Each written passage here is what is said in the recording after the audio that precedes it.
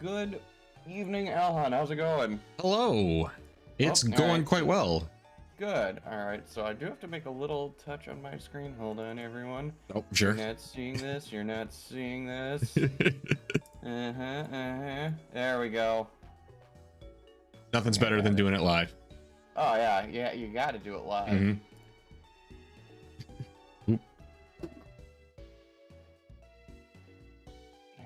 There we go. Haha. Okay, I just got to make a small tweak, everyone. Hang on.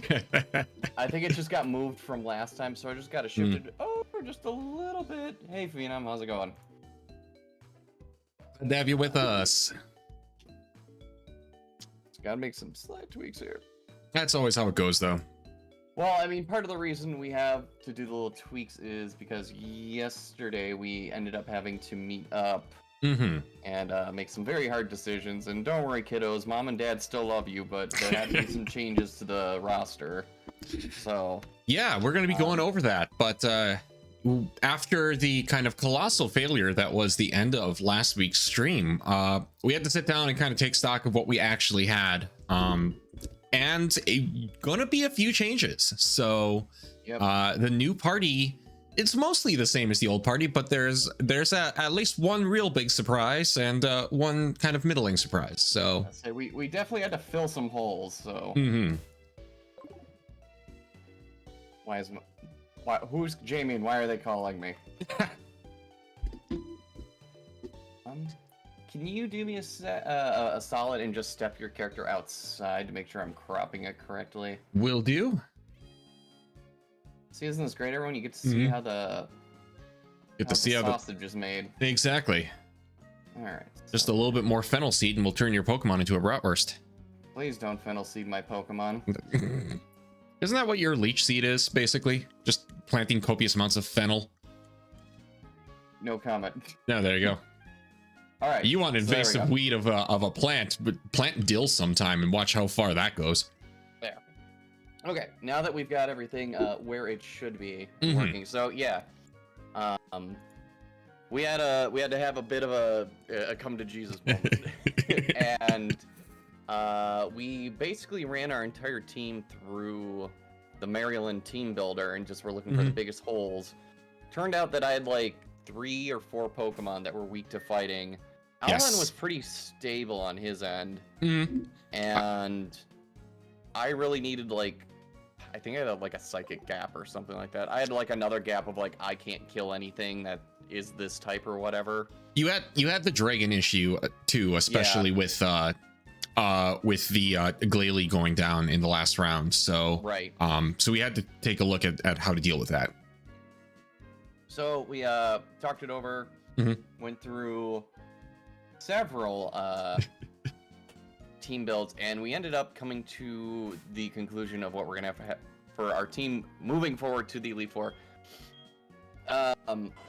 So starting off strong, we both have our Sentions. Both of them work pretty well. Yep, my Jolteon's been a real strong carry for me for quite a while, and It's basically been your fire type. Pretty much with its with it having flamethrower, and your Sentret's turned into both of your bailout Pokemon with Runaway, as well as just being a great utilitarian in general with Night Slash. Oh, right. Yeah, no, it's my ghost killer right now. So, oh hey, welcome, Yuna. Hello. So we got that one, and then sorry, futzing with things. So then next we've decided to go with Nido Knight, which is one of our newer captures. Or yeah, there we go, Nido Knight, which was one of our later captures. This was partly because you needed a flying was one of it. Flying was one of my weaknesses and gets me out of a few small situations, specifically also with fighting. But also it's a solid Pokemon for me, while for you, kind of more importantly, it covers a few holes, being kind of a good poison ground. Yeah, because I was getting to a level where it wasn't psychic, it was like I was quickly getting bogged down by fighting Pokemon. And female Nidoran, which will be a Nidorina in 1 turn. Do you feel bonita? Thank you, chat. I feel bonita.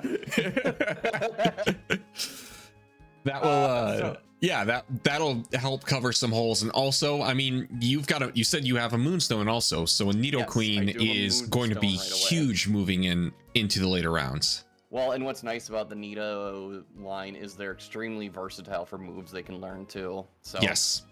I lucked out with Poison Point as well. So and then let's see. Next this is probably the one where it's just like I did not see this coming, but we have Wizardos. Yeah. Definitely wasn't expecting Wizardos to become a party member, but we're gonna try it here.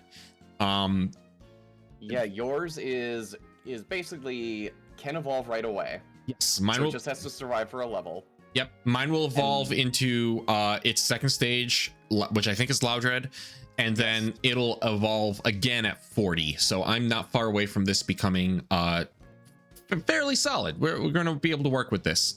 Well, and then it gets really beefy too. It gets pretty beefy, and it can learn a lot of TMs that I have, including Flamethrower and one of like Thunder Punch and a few other things. So I will be able to put some elemental moves on it to work in my favor. Yeah. So this is kind of the wild card one where, yeah, I also have my Gyarados, which lucked out with the Intimidate. It's got an attack boost, which is good. It's got Dragon Rage, right? It's got Bite. I taught, since we've got the HM anyone can learn. Yep. We put Fly on it because it's a flying Pokemon too. And so that covered my fighting gap. And then we just gave it Surf. So might as well. Right, and then it's gonna learn Ice Fang. And that's the killer. Yeah. We'll keep an Ice Fang instead of the Bite, since both Torterra and Furret do dark moves. Yep. So, and then going next, we have looks like we have Poduk, and Messna, which Messna is still there. You know them, you love them. Yep. And then of course we've got Shucky. We had a very difficult discussion because Alhan and I both got our favorite starters, mine being Empoleon, his being Feraligatr, and I was basically like, look, I will box the penguin, but I'm keeping the turtle. Absolutely. So. And it came down to basically it came down to what is more useful to us, and it was the Messna, the Feraligatr and was it Uxie? I forget. Or Mesprit, sorry. Feraligatr and Mesprit combo in terms of our types. Otherwise, it was Prinpinch and my Vibrava. And the Vibrava does not... I was willing to let the Vibrava go, but your weakness to fighting types with your steel was a little bit too strong. That's what kind of pushed it in there. Because even now, like, our last one, Poduk, as well as my Sentret, are both weak to fighting. So I already had like 3 Pokemon, or including Lalali, I had 4 Pokemon very weak to fighting. Yeah. So we had to cover some holes. On the one hand, we have we had to put that away, but this way we also have, if something should go sideways, we have a decently leveled backup Pokemon ready to go. Yes. So and they Prinpinch is relaxing in the daycare with another backup Pokemon, which we decided was Monferno and Absol. So we've got those 2 in the pocket if things go south. Yep. But yeah, this is what we're looking at. So as a result, tonight is going to be a training night, because if you haven't noticed with some of the levels, Wizardos and Nido Knight kind of need some beefing. Yes. So yeah, my Wizardos is definitely a lot beefier than yours, but the Nido Knights both need a lot of love. So that's going to be a lot of work there. Let's see, when did we capture these? We got Wizardos from Elix Forest. So that was shortly after Slowpoke Well. So we've had them for a long time, and they've been in the daycare since then. Because it was the thing where I'm like, well, I think at the time Gyarados was the only air quotes good Pokemon I had that wasn't in my team or dead. Right. So we were starting. These guys have been training for a while. Right. So it's like, okay, I need to pocket something. And I think it was like him and Abra, or your Alakazam. Yep, my Alakazam has been sitting for a while. He's floating at about level 30 right now, so Again, my So- team just ended up a lot more balanced with ways to cover its flaws than Yeah, yours did. So you had very good balance, but Mhm. you did get bogged down by multiple water Pokemon. Like Yes. we can actually. Oh, I could make a full. I could make almost a full party just of my water Pokemon. Which is ridiculous. We can go into the boxes and show how many water Pokemon you had. We Right. did consider the Hoots. Yeah, They were genuinely. a hot contender. Yep. That's kind of where things have been with this with just this end game is getting really wild. Right. So The massive middle finger, I think, is still Garchomp and Manphy. That Yep. one pisses me off Yes. so much. Because I'm like, oh, it's 45. It's a Right? Garchomp. And it's like, I'm stuck with a Mantike, You'd be and I stuck with can't Mantike. and I can't evolve it because it needs a Remoraid to evolve, so I can't even get it up to a Mantine to deal with. But for water types, just sitting in the box, not counting the ones that I've had and the ones that I've killed, we have a Wartortle, a Lotad, Cloyster, Squirtle. Mantike, Squirtle, and then in I my think party, actually, I think Credilli is grass. Oh, it's rock grass. it's rock grass, so that one's not so much. But then I've still got the fur alligator and the Golduck there. Yes. And that's not counting ones that definitely did not make it into the party long, including the Starmie, my Empoleon, the Azurill, like so many water types in this match. Man, you had a lot of evolved Pokemon too. I did. I really had a lot, especially early game, and that's kind of what screwed me early game. Babies. You had so many babies, which meant you weren't strong. I had so many evolved Pokemon, which meant I was out of money for so long. Yeah. So, because I kept having to throw 30 plus balls. Right.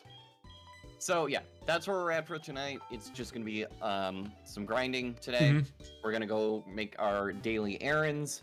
Yep. And then we're just gonna kind of sit, hang out, and go through the grind. If you are just joining in, we have reached our last Pokemon that we can capture in this run. Yep. It was very unfortunate because it came down to Jirachi, and I don't know what yours was, but mine did not want to get in. I think it was that Azurill. It was a pretty low one. And yeah, That's right. The Jirachi ended up dying from a leech seed, I think, eventually. Yes, I leech seeded it. It refused. Even though it would put itself to sleep and be at like 1 HP, it refused to get in the ball. Yep. So let's go make our errands. Yeah. Just kind of for full transparency. While we were talking and figuring this out, we did run some errands yesterday, which means we do have some Pokeballs waiting for us. So a little berries, nothing crazy. Nothing crazy. You'll also notice, and if you were watching the stat screen while we were going through it, a couple of our Pokemon do have a handful of different moves. Those are from us either using move deletions and then HMs or TMs to kind of bolster what we were doing.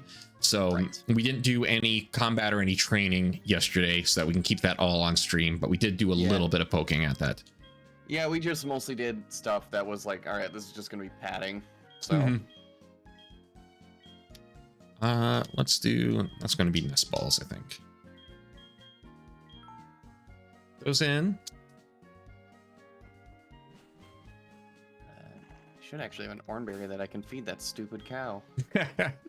Oh, that reminds me, I should check berry pots. I did not bother with, I don't even think I have any Oranberries anymore.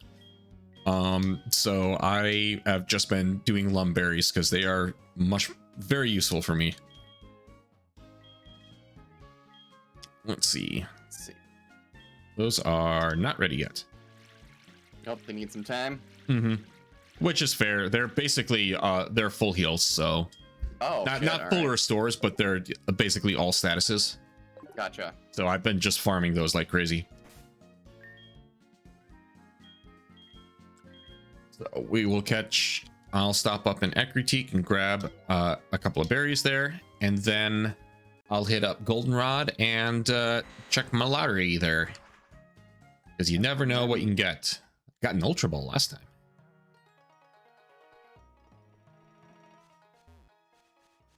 Let's see. Yeah, then we're going to be probably tackling the mountain path for some training. Maybe Blackthorn till we can get towards, what was it? Owen side. Yep. Start making our way over to Kanto and Yeah. kind of retrace our steps there a little bit. Well, because I was checking our clip that I just threw on social media, and the Pokemon over there are 28, and at least for you, you ran into a legendary. Yes. I know I ran into a Gibble, so I just gotta be careful over there. Which, Right. Again, fucking Garchomp. Always there to mess us up. You grown the good stuff? Oh, always. Always. The dankest berries. It's legal in this side of the country. Yeah, the good stuff. Orange berries, which we have honestly lost almost our entire stock because of the few weeks we always had to skip and forgot the berries die. So yeah, that's embarrassing. Yep. No, not here. I want to go down to this place. Something to think about too is I don't know if it was Blackthorn or on the way to Victory Road, but there was a lot of trainers asking for phone numbers, and I think I said yes to a few, so I should check if they want to battle again. That's a good idea. I'll have to be careful because I know they jump in level though. Right. No matches for me today. Oh well. We shouldn't need to buy anything because yeah, we also just made sure to buy our lemonades and all that stuff, just so as soon as we get through the dailies, we can jump right into it. Yes. Which I think I've got most of mine. Don't need to go to Violet. Then go to Olivine. Yeah, I'm gonna fly back to Blackthorn and go from there. All right, I'm heading there right now.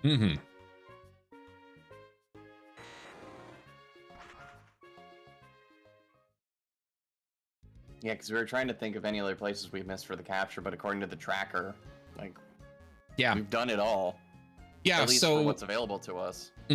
We did some looking up on a few of the towns and routes that we were having trouble with, and it turns out we did get everything we needed. Mahogany Town does not seem to have a catchable Pokemon in it, from what people have seen, so that is out of that's kind of out of context. And Dark Cave here. I know we caught a thing in the Dark Cave, but it's like, wait, is there a Dark Cave map? There is, but Dark Cave is very low level, if I remember right. No, but I'm thinking items. Oh, that's true. That's what I was thinking. That is true. That might be what. Okay, and we'll need Rock Smash to get through, which I should have. Yeah, there's items in here. All right, hold on. I'm just gonna take a little peruse in here. Okay.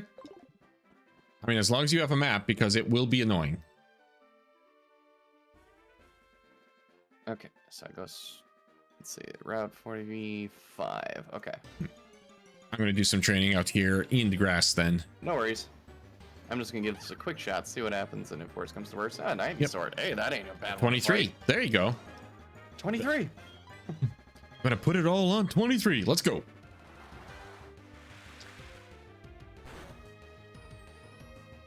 Yeah, so my goal here is to start getting the Dragonite up to spec. And then I'm also going to spend a little bit of time with Whismur, but I might need to baby it for a level or two just to get it evolved once and get its stats in a good place. And also, you know, still leveling our other guys, getting them up into the 40s is going to be necessary just moving forward. Oh yeah. Okay, so there's decent stuff in here for me to fight. That's good. Oh yeah, and I taught Senti on payday because I randomly found that TM. Yep. Because what is it? We did the lottery and I won it. And you won payday, so, which is very appropriate for winning a lottery with it. Again, I just assume I just throw a giant ferret at you and it just steals from your pockets.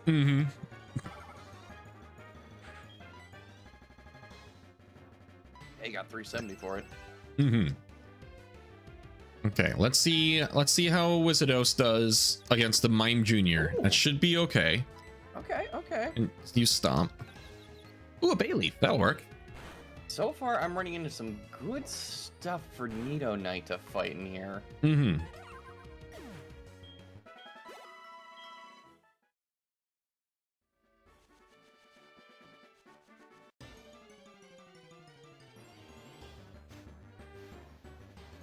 Okay, I'm Venonat. We can work with this.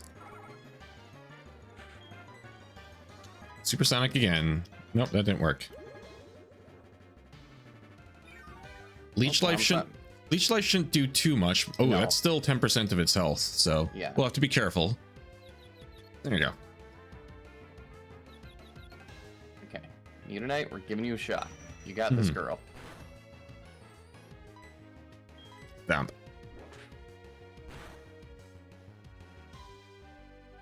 And a flinch, even better. Stop again. Okay, so there is some item finder items in here. Okay.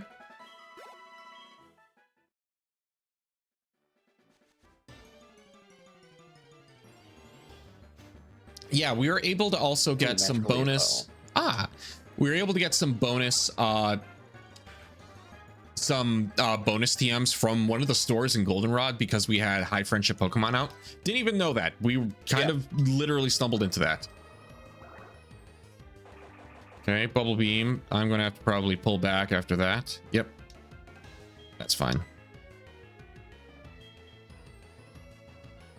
You poisoned my fucking Linux duck? How could you do this? You're gonna have to downgrade to the Unix duck. Oh no. It's the worst. Only be figured out by a bunch of kids being attacked by dinosaurs. Well, I mean, this is the proper game where a dinosaur might show up for that. That is true.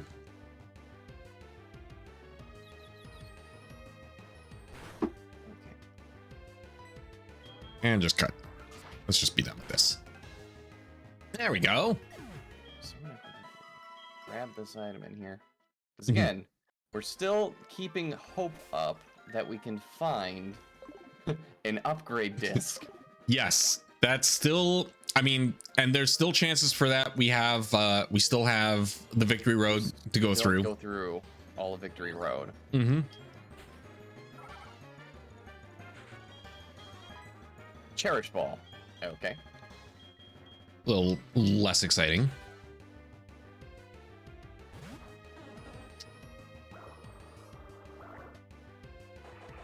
Thankfully, I do have a skip rope, so if this gets me too much.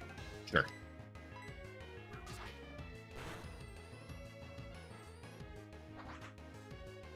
Ooh, good thing I've been pulling that one back. That wing attack would be kind of ugly. Oh, yeah.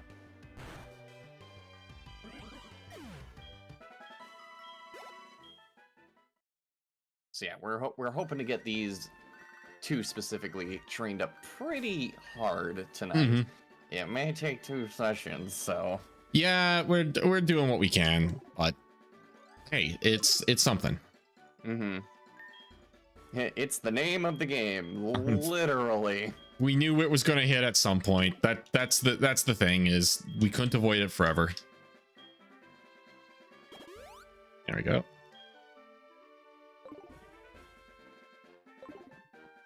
And we determined to keep it neat arena for quite a while, correct? Because it'll learn way more moves, right? Yes, because if once they evolve it right away, it's not gonna be useful. Exactly. Not much you can do at that point.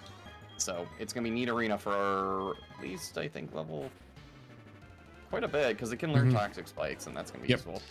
Because I think it learns toxic spikes around level 40, which is where we would want to be at the end game. So that could be the direction we end with this, is getting it up that high and then dropping the last stone on it. Yeah. Like right before the Elite Four. Yep. And then basically once we've got it in a place where we like the moveset.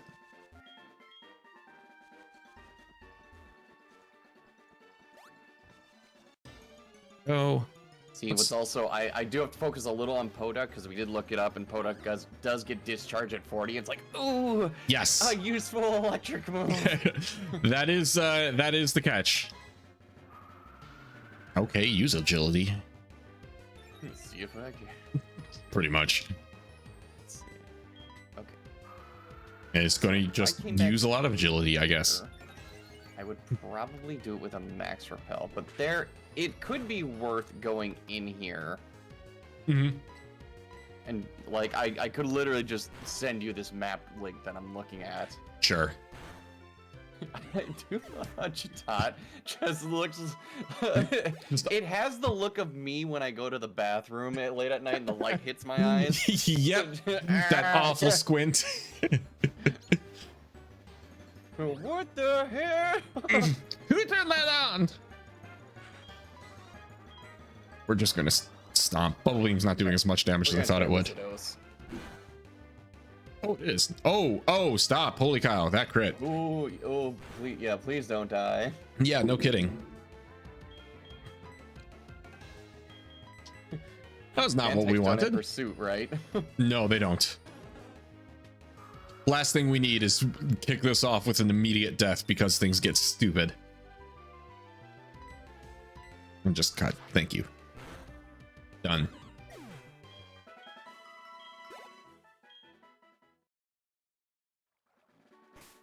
I forget, is Chatot like a mythical or is it just a random Pokemon? It's just like the Gen 4 bird, like generic starting bird. Generic bird, got it. Yeah, it's like the Pidgey Spearow of Gen 3 or 4, I think 4. But it doesn't evolve, so it'd be more like the Farfetch then, right? I thought it did evolve. I don't think it does. Oh, look that up. I thought it did. I could be wrong. Ooh. Chatot. Avian Pokemon. It does not evolve, but it is Gen 4. So yeah, it's closer to a Farfetch then. Okay, here we go. Going for a little gamble here. I got advantage, but Rhydons can be deadly. They can. Thankfully, I hit it with the Intimidate.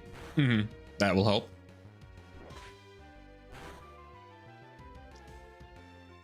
And I critical hit with the Mantike. There we go. Nice. There you go. Level 36 Wizardos, which should mean that it's going to evolve. Any minute now. There it goes. Because normally it evolves at like 20 something, so.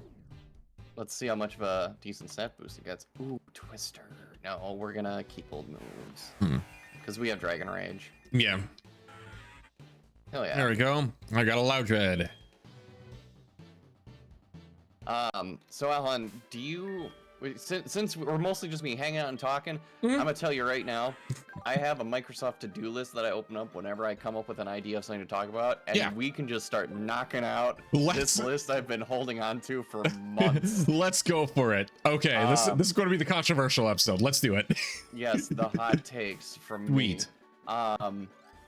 So, okay, first of all, let me say, do you watch Papa Meat at all, or Meat Cannon? I do not, but he's popped up on my thread, on my page a few times. I've wanted to see a few things. I've thrown a few videos towards you guys a little bit in one of our chat threads. Yes.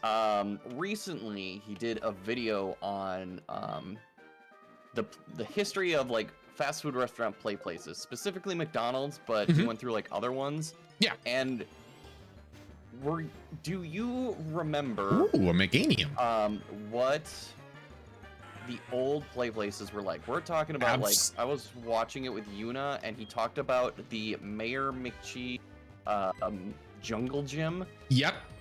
And like, I had the brain blast moment of, oh my god. I absolutely remember that, because the Mayor McCheese ones were the outside ones. Yes. And then you had like the tube ones with the climby things all on the inside ones. Or those fancy pants ones. Those ritzy motherfuckers. Right.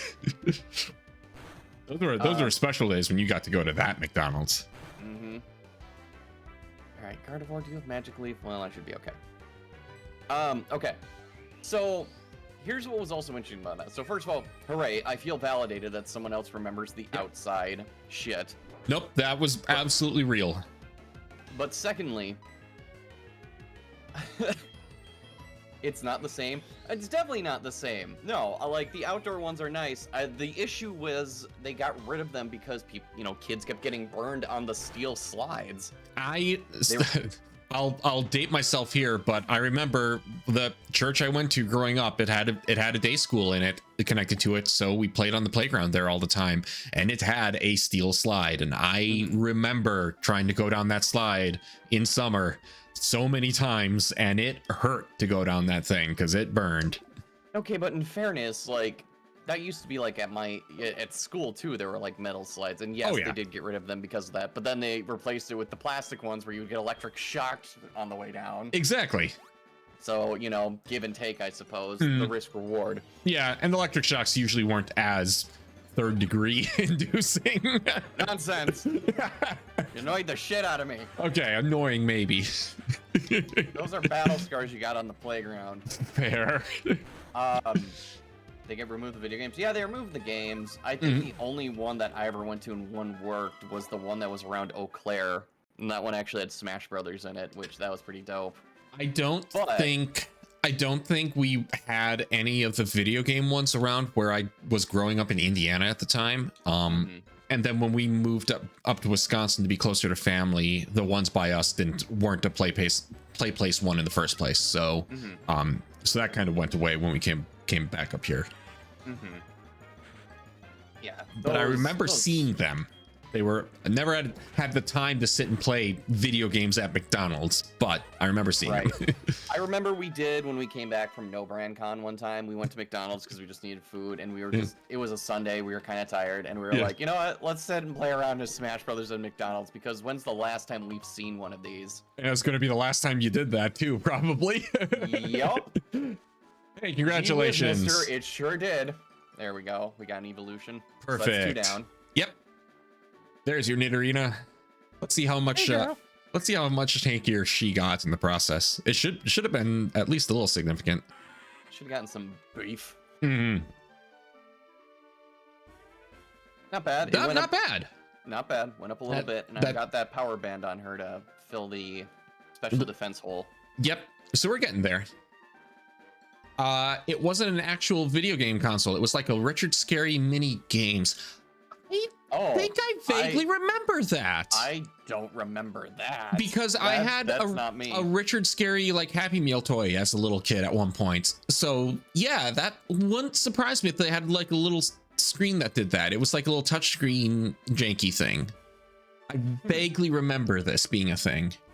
I'm probably confusing 3 different things in my head. I do that, but okay, I'm validated. I'm validated. Is like, yeah, there you go. He validated you. The most I remember about Richard Scarry was the pig that kept losing his hat and the worm that was the god of that world. Yeah, because the toy I had was the worm in his flying apple car thing. Apple. Yeah, he had an apple car. Man, the Steve Jobs of his time. He really did just know he was ahead of his time, driving apples and shit. Exactly. We talk about Teslas and gas or electric powered cars. Try apple powered, bitch. Apple powered. Keep that leaf on it because that's how you get airborne. But yeah, I remember all those play places. In the town where I grew up, in a mall that's now destroyed, the play place, like the one fast food joint that had the play place, was attached to the little mall, and it was a Hardee's. And this is Hardee's before Hardee's was just the Eastern version of Carl's Jr. This was when it was Hardee's. So that's how old that was. But the reason I remember it is because they had an arcade cabinet set up in the corner, and the arcade cabinet played what later got an NES port of the like circus games game. There's like a like circus games. It's either called Circus, no relation to the resort, or like circus games. And there's it's an NES game where it basically it's like timing mini games to do like trapeze acts and that kind of thing. Kind of NES junkware. But they had an arcade cabinet that played that, and it was one of those things where for some reason that game existing stuck in my head. And then when I saw like a video of it in some YouTube essay about NES crap, I went, wait a minute, that looks familiar. Hold on a sec, I'm aware of this situation. Ooh, I got a legendary. Who we gonna fight? Hey, it's the real Raikou. That's the Riku. Yep. As usual, just to recap, house rule is that if we run into one of the legit legendary dogs who are doing their running around thing, we get a free throw at it. So, which means whatever I run into next would be what would it be what I'm fighting now, or what you're fighting, or what it would be? Well, he fled, so it doesn't matter. Anyways, death to the alligator. Yep. I have never heard of that one. That is interesting, but I know like Flash games became very more used after the, I don't want to say fall or flop, but the fall of the GameCube systems. Yeah, just kind of progressing forward in gaming. Like, I played so many Flash games as a kid, as a teen, into my 20s. Like, I even still have a Flash emulator on my system that is connected to an archive, a very quickly growing archive. Oh, you went too far. Yeah, I went too far. I need to restore some. I need to fill up on PP anyway. Go drink some. Walls, that was mine. Yeah. McDonald's wasn't really a thing with my family. Like, it was a once in a lifetime, or not once in a lifetime, a once in a while treat. It was for us too. If we were doing anything that was fast foody, it was because like time was running low. We were already shopping on that side of town, and that side of town had a Culver's. So that's usually what happened. Yep. And I mean, even as an adult, if I have my choice between, like, I have to drive like 10 minutes now to get to the Culver's near where we live now, and the McDonald's is right down the road, and 9 times out of 10 I'll still take the drive to Culver's. I'll still take the Culver's. Absolutely. What is this heresy? So bring it back just a little bit to what he was talking about in the video, but that's again fascinating to hear about the Richard Scary video game system. Yeah, now I'm gonna have to look this thing up, because this was a thing, and I do vaguely remember that, but it wasn't a traditional console. I think it was like a touchscreen custom thing. So interesting. Yeah. Well, some of the things he talked about is how modern day play places are basically fucking disgusting. Yeah. And I hate it because, like, again, as a kid, I loved them, you know, tubes, ball pits, all that stuff. Yeah. Even once you're past that age of, like, you can only be this tall to go through, it's like, nah, screw it, I'm still going. Exactly. But now that's like, dude, those tubes are disgusting because they're built in a way where they cannot be actually cleaned because they can't fit anyone in them. How do you clean them? You don't. Yeah. It's like, you don't. And it's like, oh, gross. It's one of those things where like, as a kid you don't think about it, but sausage is being made. Yep. It's not fun sometimes to learn it. But like, ball pits were still like the insane ones, because ball pits were like super fun, and again, when you're a kid, you don't care. You're throwing them at each other, you're flopping them, you're laying down in it, and it's like, apparently there was like diapers and stuff found, or like employees would sneak in and have sex in them, and it's like, what the hell? I have a bunch of like weird fascination things that pop up on my Instagram reels all the time. And one of the more recent sets has been people showing how they clean ball pits at, like, because play places are a thing again. And they wheel out this massive machine that they vacuum the balls into. You can see like all the soap and the suds going, and then it's able to kind of spin them back out into the pit. And it's awesome. And it's fascinating. Makes me feel better about a lot of things. But well, before, what I understood is what they would do is, like, a company would come and there's like a net in a ball pit.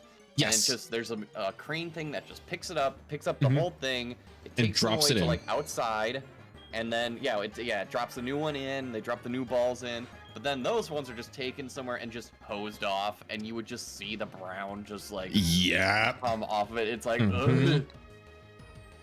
And also, it makes me sad. It's again, like I was just saying, it's that sausage is being made, and I did not need to know this, because, man, I love stuff like, you know, Discovery Zone and all. Oh those. Yeah, no, it was. Like, I can never go there. The rare times, one of the friends we knew actually had a birthday party at Chuck E. Cheese, aka was rich enough to have a birthday party at Chuck E. Cheese, although we didn't understand that at the time. Those were the most special of days, and now realizing it, it's just like, oh, okay. Oh, this is disgusting. Awesome. Phenom, what happened to all the cool merch from McDonald's, like the Batman glass mugs? They had lead. Yeah, that's what happened. Not even a joke. They had lead. There was, I think it was a specific like line of Garfield mugs from one of the restaurants because my grandmother had them all. She was she really liked Garfield merch from the 80s and that kind of thing. Just kind of was her thing. And it was one of those realizations that like, oh, these Garfield mugs she had would have probably explained why I'm in my mid 30s playing Pokemon right now. Like all right, it's one of those situations. I do not have any lead poisoning in my body. I have ADHD.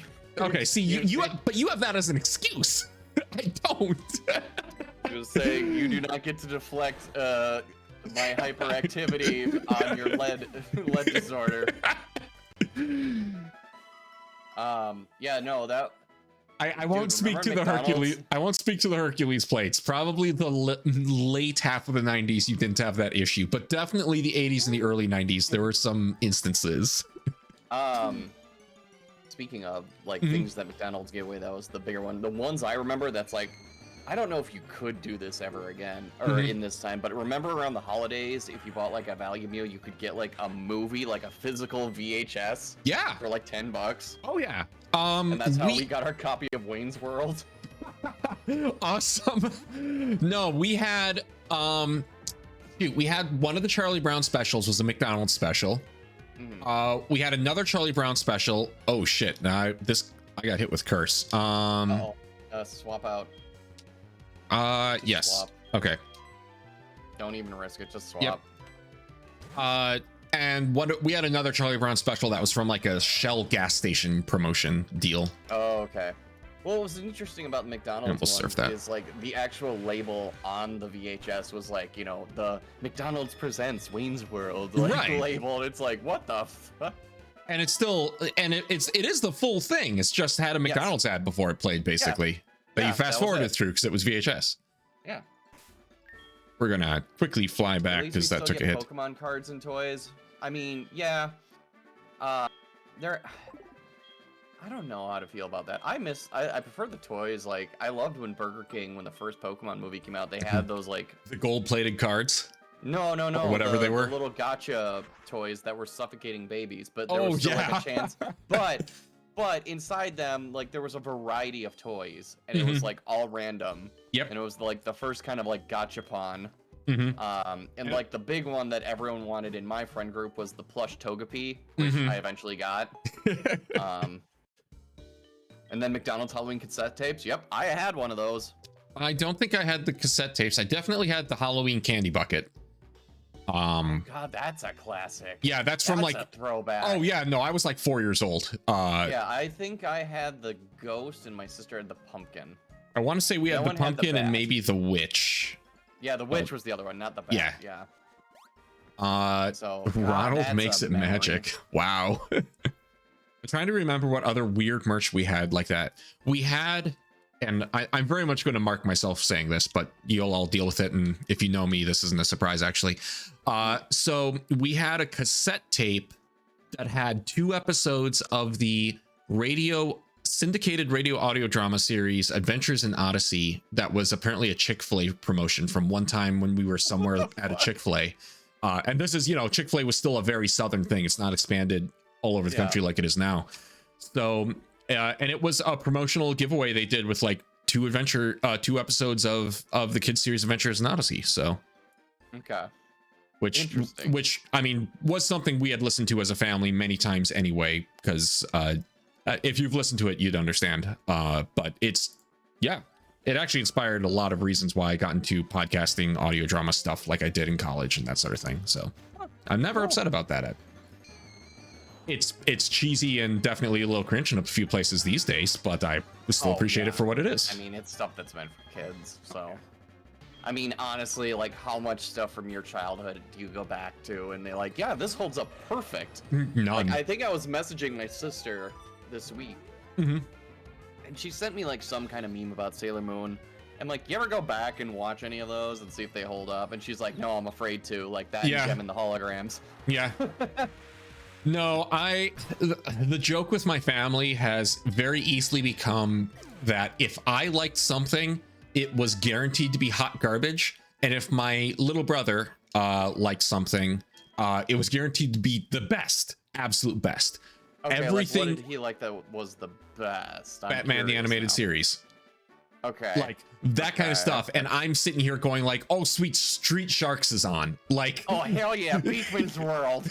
no, Beekman's World was considered good quality. What? No, my dad loved Beekman. He thought it was the funniest thing. Oh my god. Which it was Saturday morning He's a entertainment for me. with a Brooklyn accent. And a dude in a mouse suit. Like, Lester the Rat. Yeah. yep. I tended to prefer Bill Nye at the time, which absolutely is a cringe thing for me now because Bill Nye would not like me, but you can look things that are in the past. You can enjoy them for what they were, right, and enjoy that for what it was in its place and time. Because there's stuff in the past that I still enjoy. I'm like, this is not aged well. yeah, but at least at the time, like for most of my childhood, I tuned in pretty religiously to Bill Nye because it was the most, like, it taught you stuff, sometimes actually even learned things, and it was genuinely one of the most entertaining shows. Like, oh, okay. See, I was the snob. I like Eyewitness. That was always the I don't know. go-to for me. I don't think I know Eyewitness. What? How did you? Oh, that's right. You were homeschooled. Yes. I forget. Yep. Nope. Alright, I never went to school. In not. Let's see. Hold on. I'm gonna send you a link. Yep. This is just the. Let's see. Eyewitness opening. Okay. It was a learning show that was basically. I don't really know how to explain it. It was a minimalistic learning show where it's like neutral white backgrounds with things moving on CG screens. And if you're like learning about a rainforest, there's like macaws flying around and like showing close-ups of them. And the whole thing is narrated by Martin Sheen. Really? Yes. Yeah, you gotta send me this. I'm gonna fascinated. send you the intro, and if the intro doesn't get you, then you're not gonna be sold. Like I'm just gonna be it. Okay, yeah, this is it. I'm hoping this is it. I'm gonna send it to you on Facebook. Sure. On the booking of the face.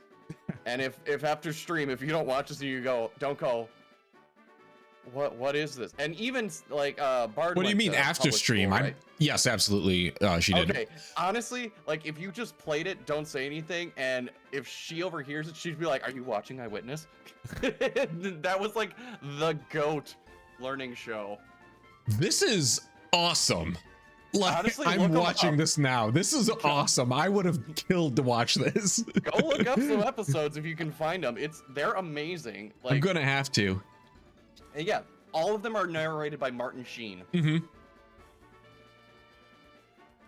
used to rent them from a library. Me too. Anytime there was a new one in, I would go and rent it. Huh. I don't like, for some reason this is hitting a tiny little part of my brain of maybe I saw this at some points as a kid, but they never had them on TV. It wasn't like anything on PBS. Because it was like would have been one of those one episode per VHS things, education. Yes, where it's like about the rainforest or about Egypt or about birds. And we did have access to some of those resources. When I lived in the city I lived in Indiana, I'm not going to dock myself that much, but we had a library, and its main branch, the rare times we went to the actual main library building and not just the local branch we had, they had what I can only call a terrifying like VHS archive room. And I say that because everything was like dim light, and it had like basically a like TV station automatic tape switcher behind glass doors that you could just watch, and it was weird. But everything was in those like big heavy clamshell cases with no labels on them, so you never knew what you were going to get. At least as a kid who went by what was the pretty cover of the Disney VHS you were about to get. Right. And going to that library meant we spent a bunch of time in the kids section while mom and or dad went over there to look at the educational resources for whatever was going to happen in the next week or two with our school classes. So so I wonder if I did actually see one of these at one point, but they weren't a common enough thing to be a thing for me. I mean, they were pretty rare, even at school. Like, sure, I think our library only had maybe 3 or 5 of them that you could rent. Sure. So but when they would come out, it's like, oh hell yeah, we're watching an Eyewitness. Haven't we seen this one? Shut up, Martin Sheen's talking. Hey, if you don't show respect to our president, then yeah. Show some respect for what's his nuts from Mass Effect. Mm-hmm. You know, Uncle Ben, the one Uncle Ben we all remember. The best Uncle Ben. The one that probably had the most lines is Uncle Ben. Mm. Yeah. Damn it, the Mass Effect thing is gonna drive me nuts. Fuck, Exactly. What was his character in Mass Effect? I'm trying to remember. What was his name? It's been so long since I played the Mass Effect games. Oh, this is killing me. All right, I gotta. Because he wasn't the like admiral dude, was he? He was the head of Cerberus. Oh yes, the not the illuminated one. Not the whispered one. Man. The elusive man. The That's elusive it. Man. Yes. It came to me right before it popped up. Mm-hmm. I was like, there we go. Oh, that was a hell of a trip. Yeah. Started with McDonald's Play Place, and we talk about Eyewitness News and Eyewitness Video and Martin Sheen. Right. But yeah, no, honestly, test that tonight. Like, just turn your headphones off and just have the audio playing, and just play that and see if Bart reacts to it. And she's like, what the fuck? Probably. Are you watching Eyewitness? Excuse me. I want to see if there's a Pavlovian effect. Oh, I'm sure there will be in one degree or another. Mm-hmm. Oh god. All right. Oh, all these mime juniors. This sucks. That's okay. Well, hopefully dang, you're already. Oh wait, you're still 36. I mean, we can also push on to the next area too if you need to. That's true. I mean, whatever you're comfortable with. You don't have to stay at Blackthorn. You don't have to stay in this area because I'm here. I'm just here because Nido Knight needs just a bit more work. Wizardos is already at 30. So. Oh, good. Yeah, my Wizardos is at 36. It started at 35, but I'm not surprised it slowed down. More importantly, my Nido Knight is at 20, so I can probably start switching that in to fight its own battles here. So there you go. Plus, like, now you've gotten a taste for the area and you know what he can handle. He's got Dragon Rage, so he should handle most. Yep. So. And yeah, it's like 23 to 25 at the most here, so he's in good enough territory as long as I'm not stupid about it. Which is a genuine threat, but just remember, dragon beats dragon, and watch out for ice moves. Yep. I don't think that's an issue with the Pokemon I'm running into, but stop slapping. 5 hits. Why is everything 5 hits against me and then I do 2 every time I attempt to do it? Because any multi-hit move has to make you just pee a little bit in your pants during a Nuzlocke. Of course. Otherwise, like, what's the point? Mm-hmm. So here's a question I can pose, going down my magic list here. Sure. So I've been thinking a lot about, like, games that I just have on the back burner. Right. And new games that pop up and so on and such, because there's always, like, that new game that will come up and it's like, oh, let's all play this or whatever. Mm-hmm. But as a result, I sometimes feel that I don't savor games as much as I used to. Like, yeah. Baldur's Gate 3 is probably the best example of, I don't think I've read any dialogue in, like, books and shit. I would just pick them up and spam through it, and, like, I guess those were some of the best stories, but it's like, I didn't give 2 shits. Like, yeah. And that's a me problem, I 100% admit. But it's like, I'm curious, like, do you feel that too sometimes? That lately, it's like, I don't savor games like I used to. Kind of. I've hit the point recently where Slam over Twister. Yeah, I'm taking Slam. Twister's not that great. I feel like there have been so many new games that are of a decent quality, especially last year. Last year was a special year. But there have been so many new games of decent quality that I feel like, and of such length too. And they've been long. Like, I don't have the time, and like, I have a lot of time to play video games, more than a lot of people I know. And at the same time, I still don't have enough time to play all of that. Like, so like our big game for the fall, like, we picked up Baldur's Gate like late summer, and I'm still making my way through that. I had a bit of a late start getting into it, but my game from the fall was Alan Wake. And the second one. Yeah, Alan Wake 2. Last year in general, I played through like Alan Wake 1 and Control. So when Alan Wake 2 dropped, we got that. And it's great. I have a couple minor quibbles with it, but they're very minor for the sheer amount of like heart that went into that game. And but at the same time, thanks to how it's the story of the game is, the true ending of the game, you have to play through New Game Plus. And not only is there true ending, there's also extra documents get dropped. A couple hidden like cutscenes appear only in the New Game Plus mode, which New Game Plus exists for a story reason.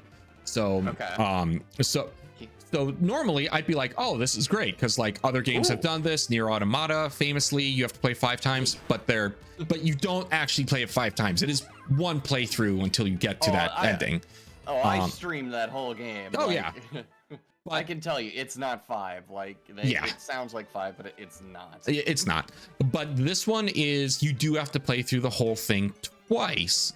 And even though there is new stuff that will appear, it's still more or less the same story. And then it's like a 25-hour game. It is not a short game. Oh, that's not great. Oh, that's not great. We're gonna. Oh, all right. Yep. Swap yourself out. Yep. Yeah, it is not, and I really want to see this, because it was a great game, but is it playing another 25 hours of a very Resident Evil style game that's not always my strength, we'll say? Is that worth it? And I don't think so. Right. There's 2 DLCs coming out that'll have extensive story purposes for existing, and I will absolutely play those, but I don't necessarily want to play the main campaign again. And kind of going back into that, then, you know, do you savor everything? I don't think I do, because one, I'm spoiled for choice. I have so many games that have built up in the backlog over the years that I bought and never played, like dating back to like my PS3 collection. I have plenty of stuff from that, and I just don't. And I wish I did. Like, there have been so many times where I've tried to sit down and replay like Knights of the Old Republic, because that was one of the best games I had ever played, but I've only actually played through both of them once. Well, and that makes you wonder, though, like, the games that you want to go back to, is that because that you savored your time with them and now you feel like this stronger connection with them? You know, because when I think about stuff of like, let's just say subplots in video games, like a side story or a side quest that I've done. Yeah. It's one of those where it's like, I don't think, aside from maybe one in a recent game, I can't think of any as of recent. There are fewer ones that I remember than that I've done, if that makes sense, because they just feel so disposable. Because there are very few side quests in games that feel like they have a special hit. When they hit, they usually hit hard, and they're really worth it. But there's not as many. There are too many games that treat the side quests as disposable XP farms instead of being there for a reason. And like, I think Baldur's Gate actually does that very well. A lot of its side quests like are fairly. A lot of them are too dense. Like there's like too much going on sometimes. There is definitely a lot going on with that. And so I understand, like, that's got the opposite problem where its side quests are too much as opposed to being just filler. Without spoiling anything for you, I'm in chapter 3 on my second go through, and like I really just want to finish the game.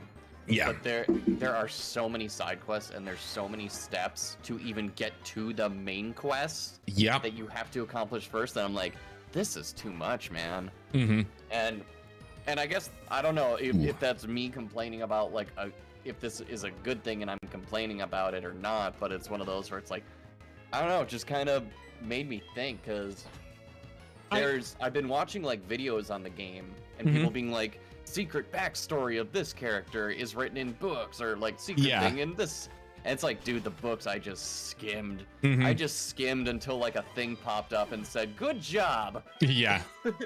And that sucks, because then there's like games that I'll see people playing, like, I don't think I'll ever be able to play these games because it requires me to pay too much attention, and I'm really bad at that. But like, Disco Elysium and Shadows of a Doubt, those are 2 games I'm like, those sound really fun. I can never play them because it requires you to read a lot, and I don't like reading. I don't mind reading, but I don't think I have the attention span, or just even like, if I put my mind to it and the game really hooked me, yes, I could play something like Disco Elysium. But I also have to look at, like, I also enjoy action-y games a little bit more. And is the prestige of sitting here and saying, I'm playing this,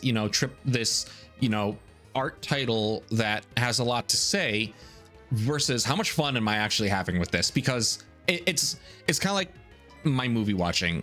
Yes, I watch a lot of garbage movies and garbage TV shows, but I'm not in the mood to sit down and watch Oppenheimer. Like, I want to see it once because I think it's going to be really good, but I'm going to be in a specific mood for it.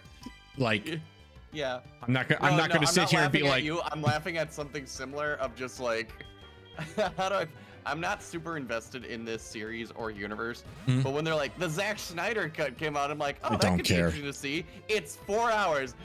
No. Yeah. Who sat through that? And I've heard it's like can be broken up into like 6 episodes, so to speak. And frankly, I would watch that. I would watch it if it had those as 6 individual episodes. 6 episodes, and then I would have 4-hour block. Because I would have watched the 6 episodes Justice League miniseries and then been done with it. But like sitting down to be like 4 hours, I have to be mentally prepped. Places to be. I've got to be like, my weekend is open. We are going to marathon a thing, and that is the plan. Like, no, Susan, I have shit to do. Because and kind of along those lines, speaking of like games that are heavier and have a lot of reading and have a lot to say, but like I always go back to BioShock. I greatly enjoy all 3 BioShocks, even Infinite, and I know that it's got its flaws, but I really enjoy all 3 BioShocks. I have gone back and I've replayed Infinite once or twice, and I've replayed the first one a couple times. I've always wanted to go back and replay 2 because in a lot of ways, BioShock 2 is actually a lot better than BioShock 1. Yeah, BioShock 2 is surprisingly aged pretty well. Yeah, and both in gameplay and in themes, it's like it worked really well. But I also have to balance that, like, how much fun do I have playing BioShock's mechanics? Thankfully, I do, much more than certain other games. But it's still that same question of how much can I afford here? Yeah, I mean, you know, if you want to cut out the middleman and make it easy, if you ever replay BioShock 2, just replay the DLC, The Thinker, Minerva's Den. Yep, Minerva's Den's the best one. So good. It's so absolutely good. Oh shit! I was hoping it didn't have confusion. Stop. Okay. Now die to the poison. Yes. They weren't using confusion, so I'm just like, oh, I think I got this. So let me kind of turn that question back on you a little bit. Especially in terms of games, are there any games that left a huge mark on you that going back on it and looking at it, you would say you would never play again? Like, never play because when it was done, I was like, okay, that's complete. Or like, I've gone back to it and it's like, this has not aged well. I'll just say yes. Both all. So a good one that is like, I will probably sadly never go back and play this game in any way again is Persona 5.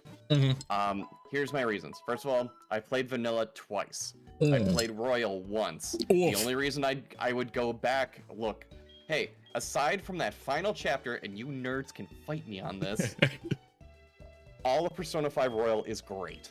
The last chapter is dog shit. I hate it. That's what I've heard. It completely destroys the themes of the game. You go from punching, it's so complex in like how your characters are actually kind of more of the bad guys. On the end of that game, and not in a like direct way, in a way that like you didn't really think that through. But all the mechanics and quality of life in royal, it's so good. And Yoshizawa is a dog shit character. You nerds can fight me on that. But like the only reason I would play Persona again is one, like I'd probably play Royal because the mechanics are just so good. But I would probably play Vanilla because I'm 1 trophy away from Platinum.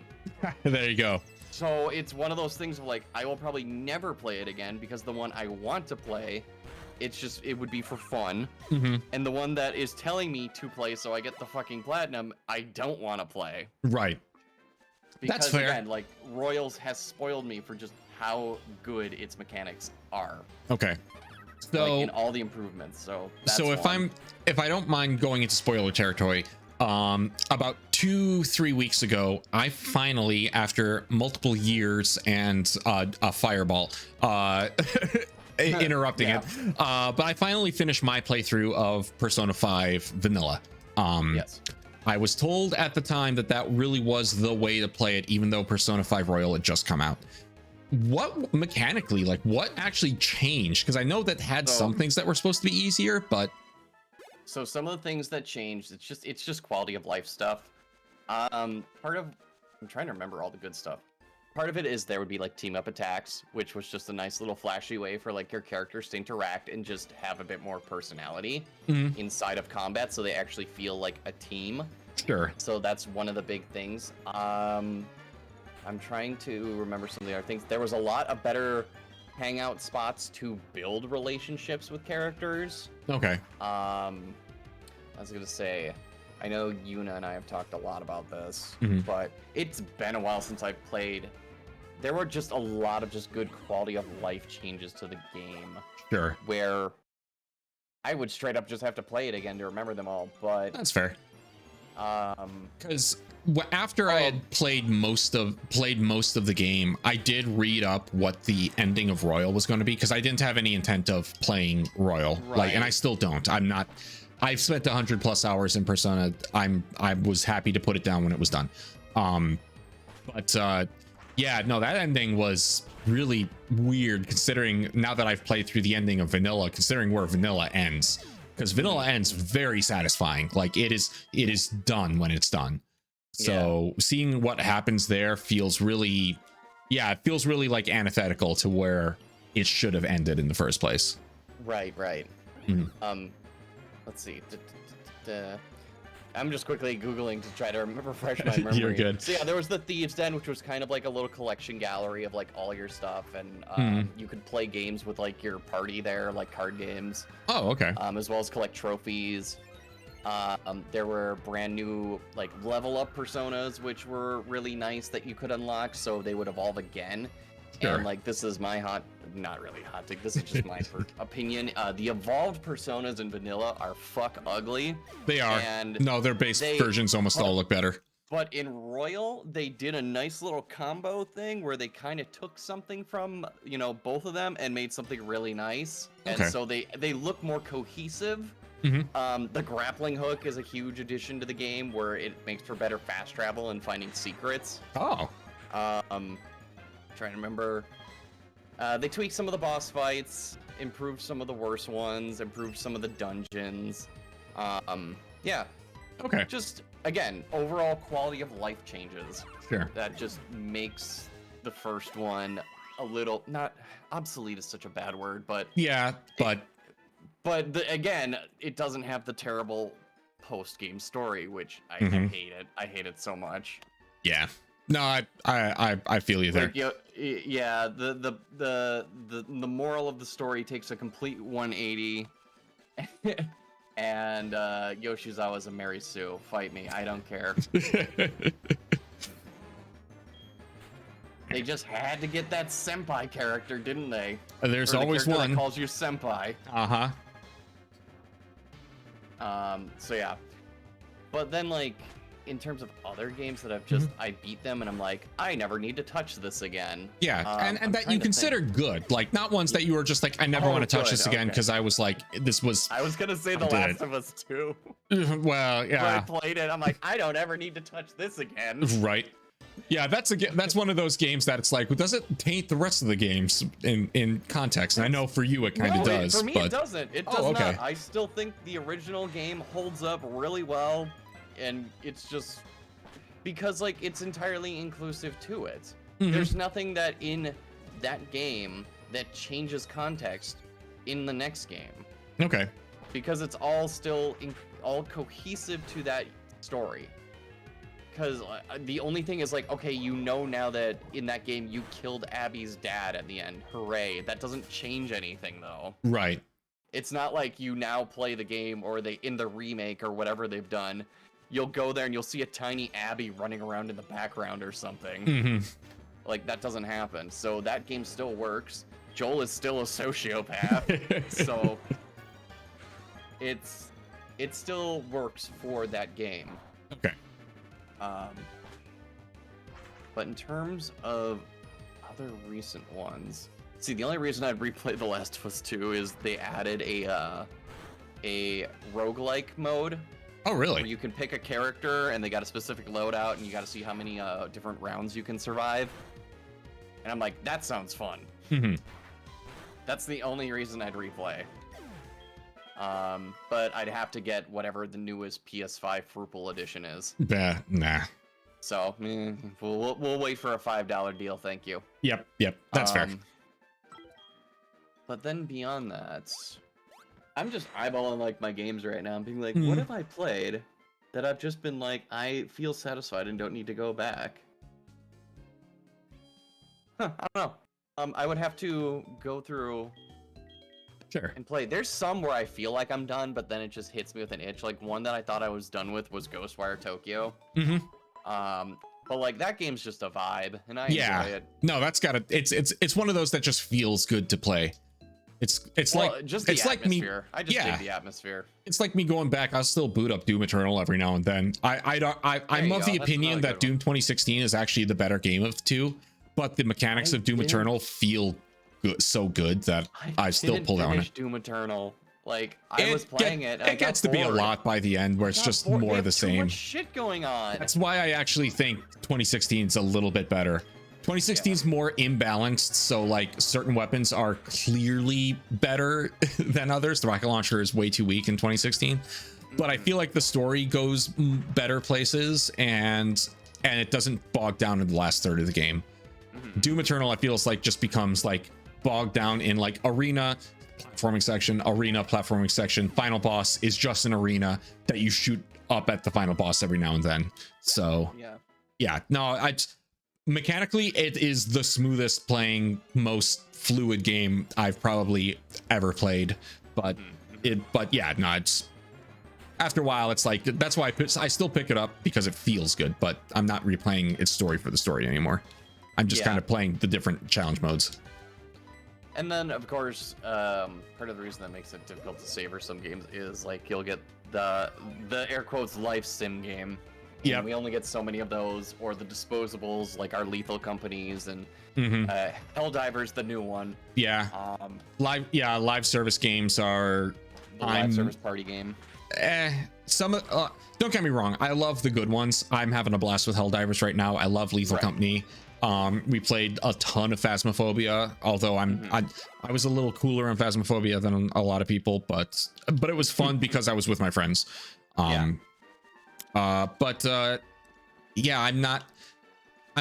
to think of like what live service type games I played outside of that were like the big ones. I don't think I actually really played any of them. Well, Overwatch any of the real was my big ones. One. And then there was Overwatch. The good point. I played Destiny on my PS3, Destiny 1, but I played that mostly solo. So I played that like it was a Halo game, basically. Then I never got into Destiny 2, really. Yeah. And then you have Guild Wars. I have Guild Wars, but that's more of a traditional MMO as opposed to a live service game. It does seasonal events, but that's literally like a season, Christmas themed season shows up, not a huge live servicey thing. So I suppose that's fair, because like I was thinking like Final Fantasy 14 was one that I played, but like also one that, depending on how you qualify it, could be technically live service or its own solo. But like Monster Hunter is one that I think about going back to several times. That's fair. Monster Hunter doesn't live service the way that others a lot of the others do, because once it doesn't charge you for one. Yeah, it doesn't charge you, and once its content is in, like I picked up Monster Hunter Rise last year as part of the Fireball era, because I was playing that with you for quite a while, but I was able to, having gotten it, never picked up the DLC for it, the expansion pack, I still was able to do all of the things that they had added to it, because they were basically just downloadable mini expansion packs. Yeah, aside from it was done. They always do the vanilla, and then they do the expansion, the massive expansion, but all monsters are added for free. Yeah. Let's see. Would you count modern fighting games as a live service? I mean, it really depends. Are you in a situation where it's like when I was in high school and me and Arctos would play Smash Brothers against each other every day? Or are you in a situation where you prefer to be more competitive and like fight against new people to hone your skills? Like, are you fucking around for fun against a computer and friends, or are you actually looking to get good? That's where I consider it's a live service. That's Season fair. passes and some events as holidays and collabs. Season passes and some holiday events such as holidays and collabs. I suppose, yeah, because like Tekken 8 and Street Fighter 6 do that kind of thing where they have season passes now for playing online matches. Yeah, if you're trying to get like some like outfit or whatever, and it's like hidden behind, like playing X amount of time. I mean, Rocket League does the same thing. I mean, I will fess up that I play Fortnite every now and then. Most of the skins I've gotten for free or through collab things with other things, Donatello. I was buying a house at the time, so I couldn't get Donatello. House is more important than a turtle, for the record. I know, but it's still like, man, of course Donatello came out. I mean, you gave me the Leon skin, so that's fine. Yeah, and I play as I got Alan Wake for free because it was a crossover collab when the game came out, so I got reskin John Wick. Basically, it's just hilarious because I'm just running around as a dude in a suit while everyone else is an anime character. Yeah. Their current thing right now is Avatar and Korra. Oh, and the gods too. Yeah, but they do have Korra.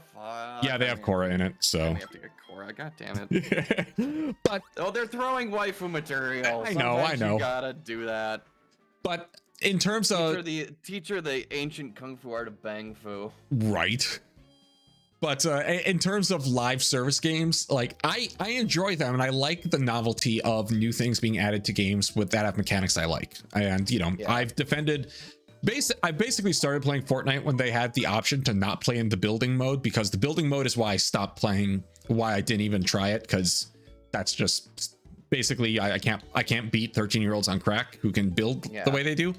When it's just no building and you're just guns on guns, I have a chance. And I've won some matches, but there's something to be said about it's nice to have a game that's going to add stuff to your game with mechanics and stuff that you already enjoy. The problem is none of those games can do story, and we're seeing that right now with Suicide Squad. Okay, I thought you were gonna say fight, because I thought we were still talking about fighting games for a second, and I thought no, you're fine. And I was gonna be like, Alhan, do I have to send you the 3-hour video of the guy who talks about the history of Tekken's story? No, I know Tekken has a story. Oh, it's insane. Oh, and I know it's all canonical. It's I believe all it. canon. I believe it. But in terms of, the story in Tekken is not the focus for the day-to-day user base. I'm gonna say people are there to fight in a cool 3D arena. The story helps and it's cool, and I'm not going to say it doesn't count. It absolutely does, but it's not the focus. Versus something like Suicide Squad, which just came out. Suicide Squad, where it is focused, it's supposed to be set in the same universe as the Batman Arkham games, and its live service things conflict with the fact that it's trying to be a story-focused game to such a degree that the rumor is the fact that it ends so poorly and the story is pissed off so many people is supposed to be fixed, and was originally planned from the get-go to be fixed in the live service updates, that they were going to be story expansions.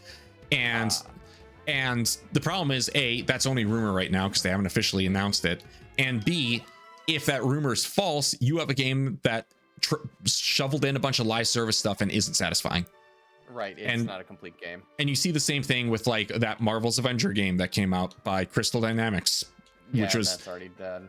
Which was such a waste of a studio. Crystal Dynamics is a fantastic studio that deserved to be on more single player games and not be pulled off of Tomb Raider for stupid Avengers. The original Tomb Raider they did. That one's in my collection. Yeah. Tomb Raider and Rise of are great. Shadow of isn't as good, but at that point I was invested and I played it, and it wasn't a bad game. It just wasn't as good as the first two. Okay, catching up with chat here. The Turtles costumes in Street Fighter 6. Yeah, those are pretty dope. I mean, pretty standard turtle looking stuff. So definitely not the worst turtles I've seen. Yeah, the game increased users and got better because of no builds. Even Akuma is a non-Tekken character is canon. That is true. That's awesome. Yeah. You were talking something. Oh, so like the one live service game that actually had a story that I thought was pretty good was Destiny's Taken King. That was probably the only good one. Because that was the Destiny 1 expansion, right? That was The like Taken its King? final expansion. Its Yeah. big final expansion was Taken King. Yeah. But here's what kind of sucks. And again, I didn't know this until afterwards because usually when I finish a game, I like to look up like lore stuff or whatever. Mm-hmm. The big story behind it is actually way fascinating.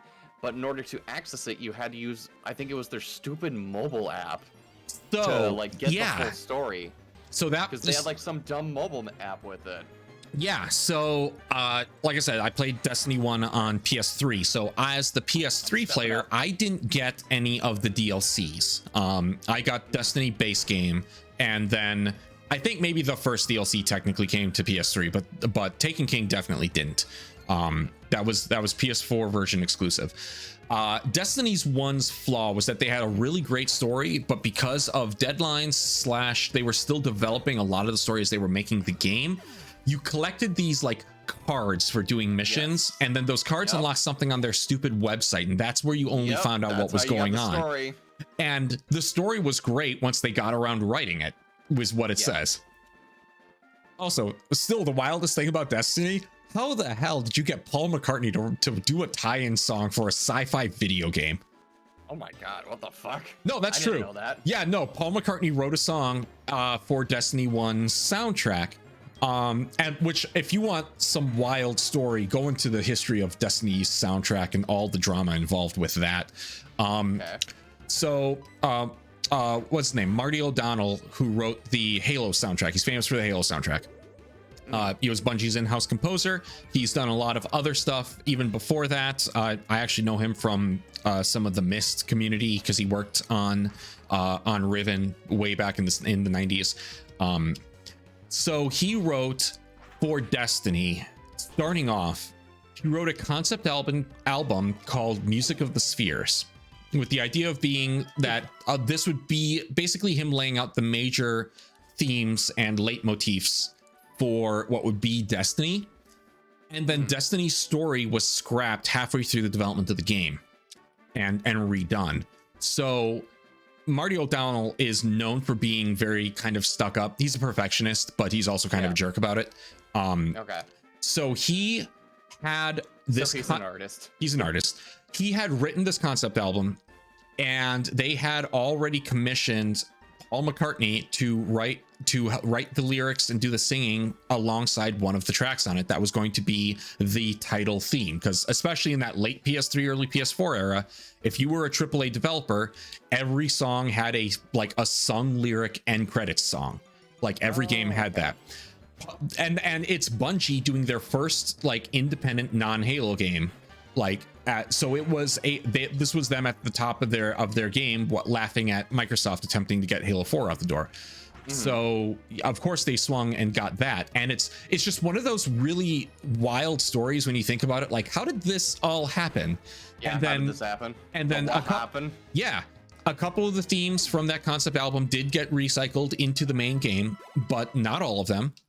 Most of that ended up just kind of being its own thing, and it's just really bizarre. The only other video game soundtrack that's even similar to what that ended up being is No Man's Sky. But No Man's Sky's soundtrack was intended that way from the beginning because it was using kind of a dynamic music piecing together process. So the soundtrack album is full tracks written by the band that did the soundtrack, but then what's in the game is meant to be different. Like the soundtrack album has a couple like 20-minute tracks that are supposed to be soundscapes that are like, these are all the different themes woven together and are supposed to be examples of what would a normal gameplay sound like. Sorry, I'm a musician. I get into music stuff, and video game music is one of my little fascinations with how weird it gets just by the fact that it's a video game, an interactive medium. Oh, thank God. Oh, okay. Sorry, it did payback, and I was like, oh no. Yep, that can be dicey. Well, and speaking of No Man's Sky gets thrown on your live service game, so. No, it wasn't meant to be, but yeah, it counts. Yep, it counts. It's on there. Ooh, No Man's Sky was not designed to be a live service game, and you can tell because the people who bounced off of it for its survival mechanics, it is still a survival game. So, but yeah, that turned into a live service game, and turned into a really good one too. I was playing it just a couple weeks ago again, so there you go. Yeah, that's interesting about that. The music thing. You know, I guess. Hello. Oh, is this the. Is that? So I went to Victory Road. Oh, okay. So careful, things are gonna be in their 30s here. Okay. Monica. Oh, this is where the kids are that we find them. That's right. Where's the Monday kid? Okay. Monday, Monica, Route 40. I don't think we can get to Route 40, can we? Let's see, maybe? here.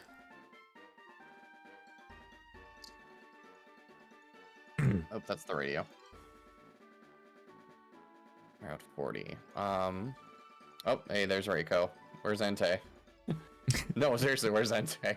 I don't know. Fucking around and finding out, I guess. I guess so. So Route 40 is there. Okay, so I'd have to go to the beach. So it's like right, yeah. Okay, right so it's probably just right on the beach there, which we can fly to if we want to hit that. I mean, yeah, if you were gonna fly, yeah, I was probably gonna swing over there. I was probably gonna swing over to Victory Road and see what I can do to level up, start leveling up my other guys a little bit, because my Dragonites hit 25, but it's been slow. So yeah, just like I said, just be careful. I ran into a 32 Rosa raid. It gave me a little bit of trouble, surprisingly, but yeah. Let's see. I would expect him to be on the beach here. But yeah. Oh yeah, we talked to this person already. So. Oh, we did. Okay. Yep, because Monica's here. Okay. Oh shit, that was a ground move. Fuck. Okay. I'm not a ground type yet.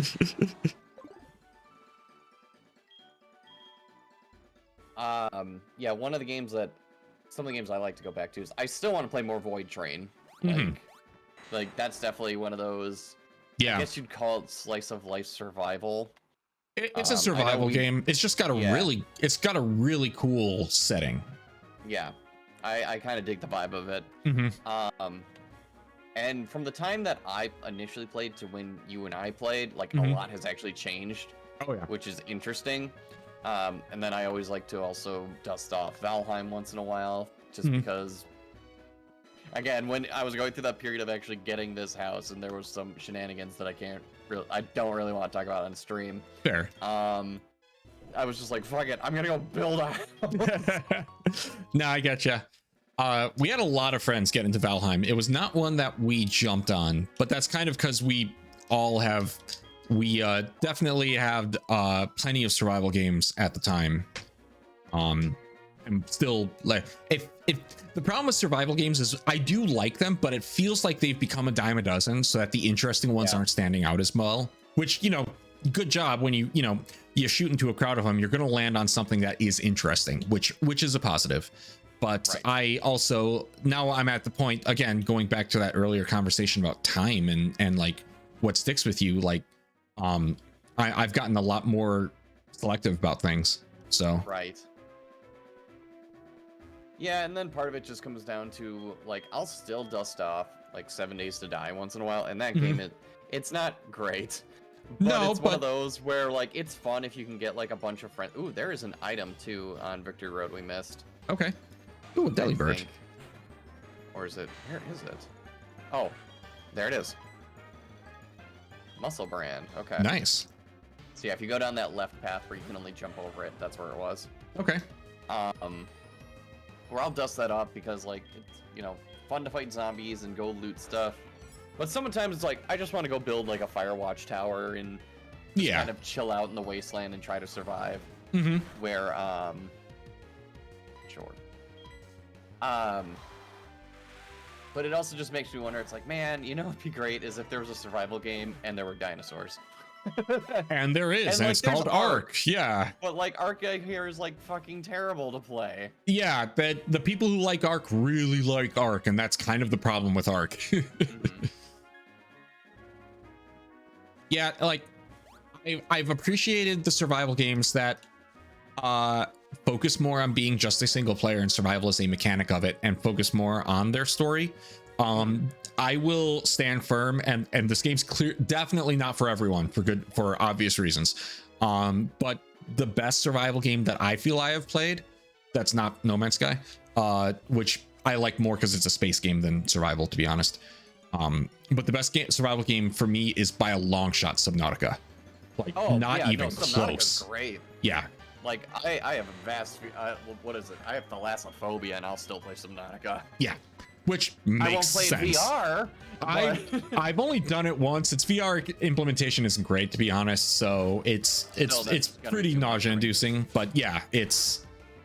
I still, you know what, Elhan, I would potentially love to do the modded co-op 2-player one. That would be so much fun. Maybe that's something we look into for some future streams. When we need a break, after Pokemon. Yeah, I would love to, because Subnautica is just that good. It really is. Because I don't think I've ever fully beat it myself, but I come very close a few times thanks to some hard drive wipes and that sort of thing. But it's worth it. I get back into the mechanics, you're gonna like go off to go do a story thing. You'll come back and your house, like the base will expand. Yep. Oh man, it's almost like whenever I play games with Bard. Whenever we pull back out Minecraft. Need to finish Raft, like right. That's another one. The 5 o'clock Sunday cannot get fucking left out in the middle of the ocean. 5 o'clock somewhere. That's what it was. Yep. Because that was just a massive thing. I want to say Bard and I did finish a playthrough of Raft ourselves and actually got to the end game. But is it worth it? I really haven't been able to pay attention to the story. Like, I don't. That's probably like the big downside in those multiplayer games is like if there's a story, good luck paying attention to it. Yeah. Because like everyone's bantering and talking and everything, which that's fun. Trust me. Don't get me wrong. I'd rather be doing that, but when they try to throw a story in, it's like, what's going on?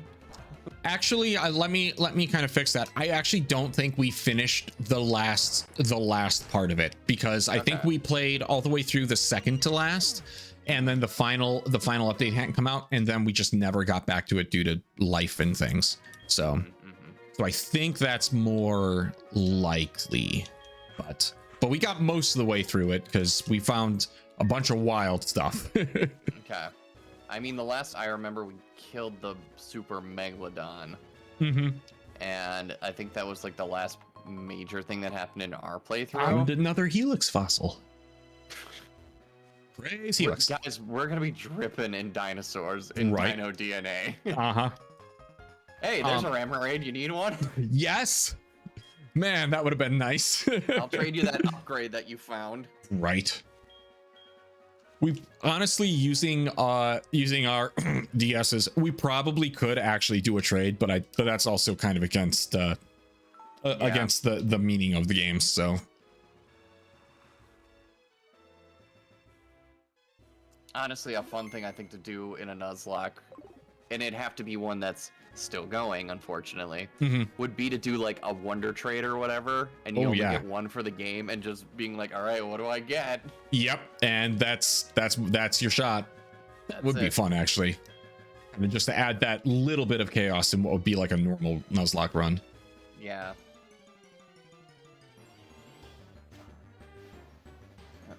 Oddish. He's a bit odd-ish. Ish. Not that bad. Oh boy. Let's see. Oh. Speaking of nerdy shit and going down my list of stories. So there's a we're just knocking everything out. Well, fuck yeah. I mean, if we're just like training and dicking around here for another 30 minutes to an hour, I'll go down the list of things that I think of in between shifts at work. Yep. And I know I'll forget if I just let. Welcome to Conversation Hour. Yeah. So there was this time where I was in either late middle school or early high school. Early high school. Sure. And I was at a friend's house, and we were talking. I don't know how we got onto the subject, but we were talking about Superman. And and I can't remember exactly what the phrase was or what happened. Now, Alhan, just so I can gauge the audience. Yeah. How does Superman get his powers? Powered by the yellow sun reacting with his Kryptonian DNA. correct. That Okay. is very much correct. Okay, cool. Now, I can't remember what happened, where I got onto it, but like I remember there was a moment there where we were talking about something about Superman, and I went, well, yeah, that's because he's like, that's because he's powered by the sun, and that's how he gets his powers. And like just across the room, I just hear my friend's stepdad go, wrong, that's not true. And I look over at him and imagine just the greasiest nerd man you can think of. We're talking slicked back hair and the ponytail, the big rim glasses with zits, and it's just like, did Dad just actually me? Wow, you've met a Redditor in the flesh. Incredible. Before Reddit. Right? You met somebody who used Dig. Impressive. Yeah. Well, I'm just like, no, that's not true, because there's that episode of the animated series where he got captured and on that ship, and he goes and finds the dodo, and the dodo has Earth's sun, and that's how he gets his power back. He's like, he doesn't get his powers from the sun. That's not how it works. I'm like, pretty sure it is. He's like, no, it doesn't. I'm like, what the fuck is this dad just at? This happened to me. I was like, I don't know, 13. Yeah. And it was like, what the fuck? Okay. I'm getting actually by an adult, and I know they're wrong. Yeah, no, that's wild. I mean, and that's the day that I knew parents are just giant children. Accurate. But no, that's insane. Like, come on, man. Getting in an argument with your stepson's friend because you're wrong about Superman. Oh, that's brutal. That's really brutal. Right. It's just like you're the step parent. You're not only are you the step parent, you're the parent. Yeah, no, that's everything about that feels really wrong. Let the kids enjoy the whatever. They're not studying for a trivia contest. Wrong. Yeah. That's the thing that gets me. He was wrong. I really hope there was just some day where he was like sitting watching Justice League or something, or the Superman movie, and he just went, that son of a bitch kid was right. He did. God, I'm never gonna see him again. He never had the capacity to realize that. So I don't think there's much hope there. It was over. Yep. So yeah, no, that was. Have you ever had anything like that happen where, again, you were a younger nerd about something, and you got the actually from an older one, and you're like, but no, that's not true. I can't say I have, because I was the problem child who would correct people because I knew.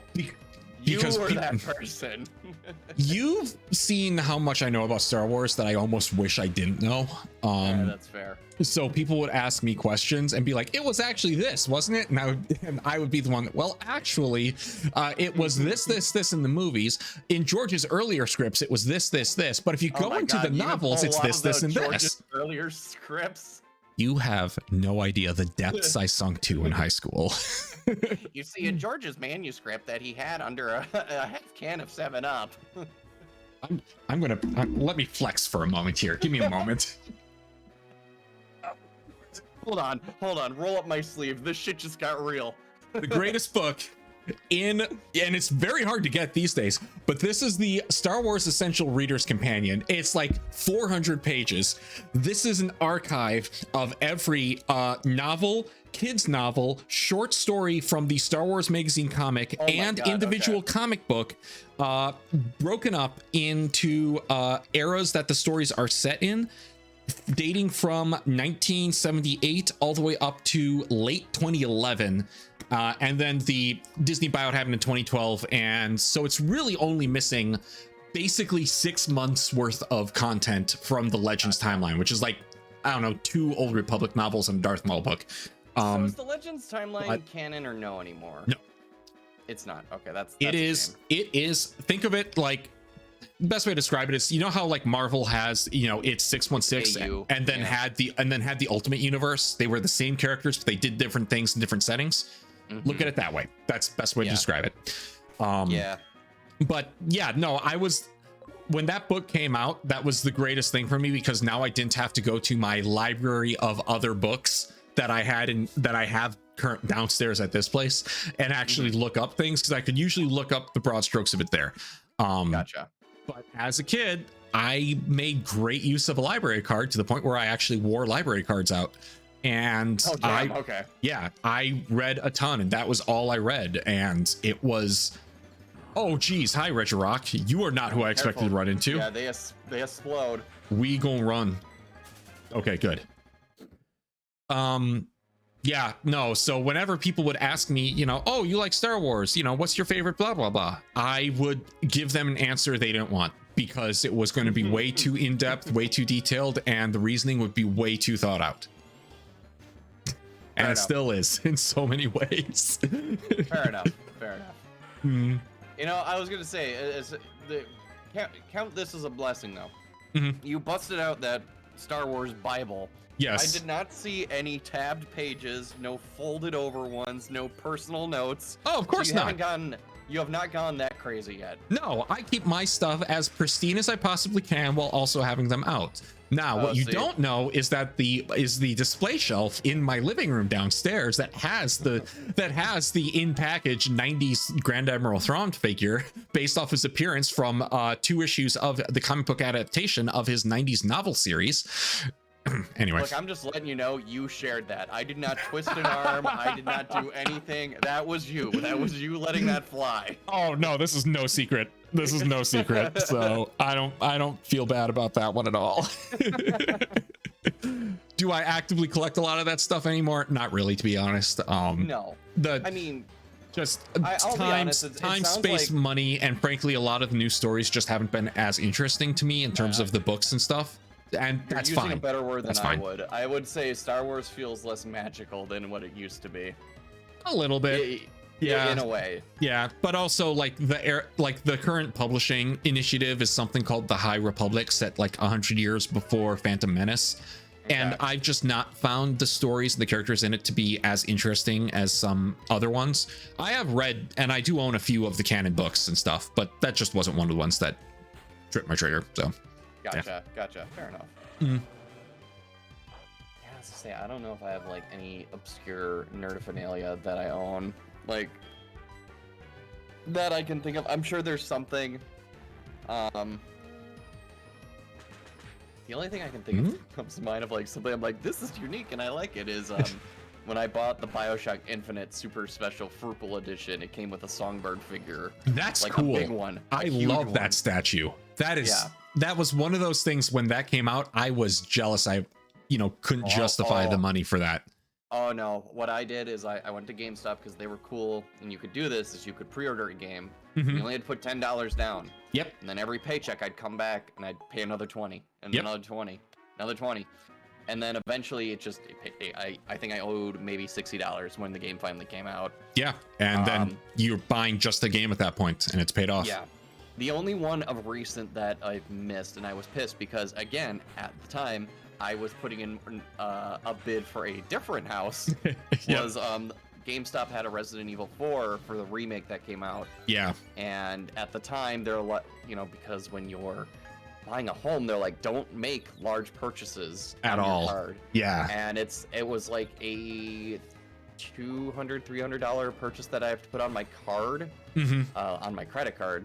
And it's one of those where it's like, I know it's not huge, but it's one of those where it's like, we're already like, for those of you who haven't bought a house and you're not rolling in money, it's tough. Yeah. Like, it's a lot of money and it's a lot of luck. And sometimes you're barely going to get the place you want by scraping by. So you don't want to make it worse. And so I had to wait like 2 or 3 days for them to reject my offer. And then I'm like, well, I'm gonna go get the Resi thing, and it was sold out, and I could never get one. And then of course the pre-orders are all going up on eBay for scalping and everything. Yep. I tried all means to like try and get one. You couldn't get them, like you couldn't pre-order one in store. It was online only, and it was like, man, I think that was like the last one of recent where I'm like, man, that would have been worth it, because like a lot of special editions, actually they've gotten better. Special editions have gotten better. The really frugal ones. Yep. There was a period where they were kind of dog shit.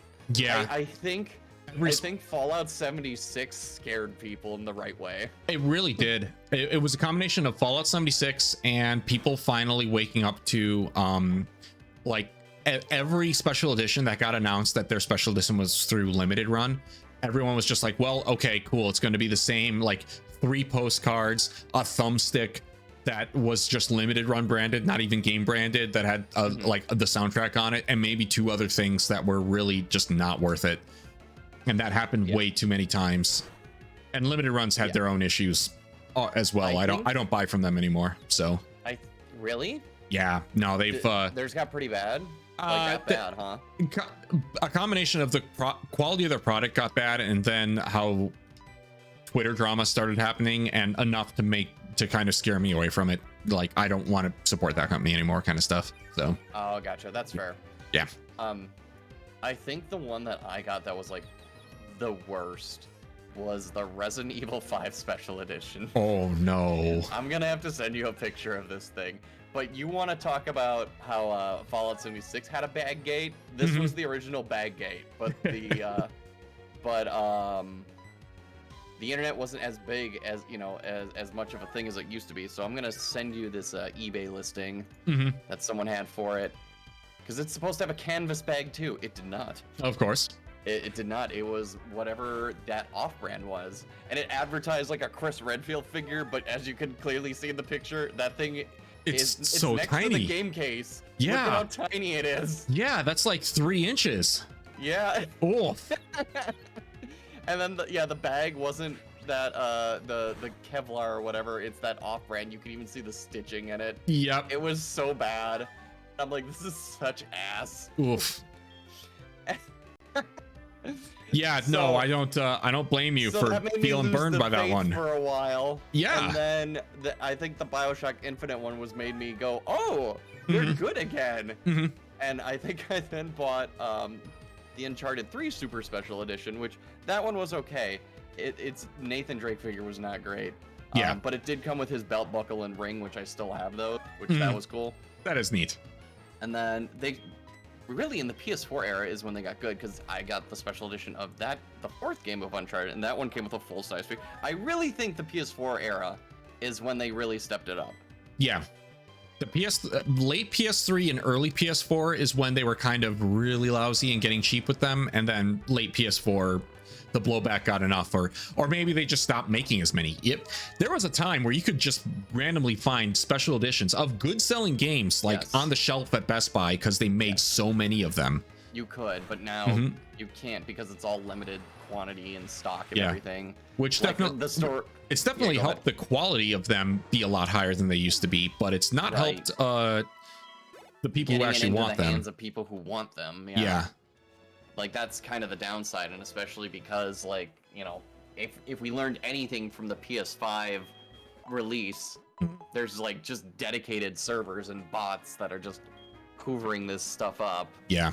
And like I said with the Resident Evil one, people just posting their pre-order for sale. So. I mean, it was like the marked difference between when we ordered our Switch. Like the day we could, we pre-ordered the Switch and we pre-ordered Breath of the Wild. Like they had like 3 tiers of game. We got the middle one that had the Switch case because we were getting a Switch. Like, and versus trying to get the special edition for Tears of the Kingdom, which frankly was not that fancy of a special edition. Really? It was the art book, which we were interested in, and like a couple small feelies, and that was about it. But trying to get our hands on it was impossible. We could not find any. Talk about difficult ones to find? Ask Yuna sometime about how difficult it was to get her Fire Emblem 3 Houses special edition. Oh, I'm sure. I didn't even know they did a special edition for 3 Houses.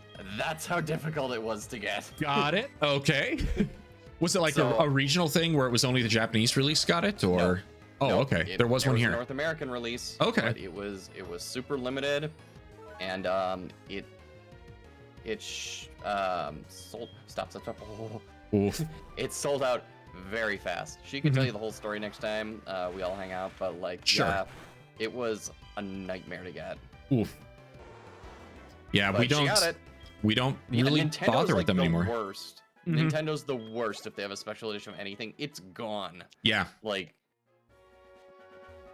Amiibos, I think, were still the worst example of just think. Like, did you know? I get that there was fad in place with amiibos too, but they definitely, after amiibos stopped being the it thing in stores, they started treating them as little collector's editions. Yeah. Right. But then, I mean, for the longest time, the Wolf Link was like the hardest one to find. Yeah. Now he's easier. But like, did you know that when Dark Souls got a remaster, there was a Solaire amiibo?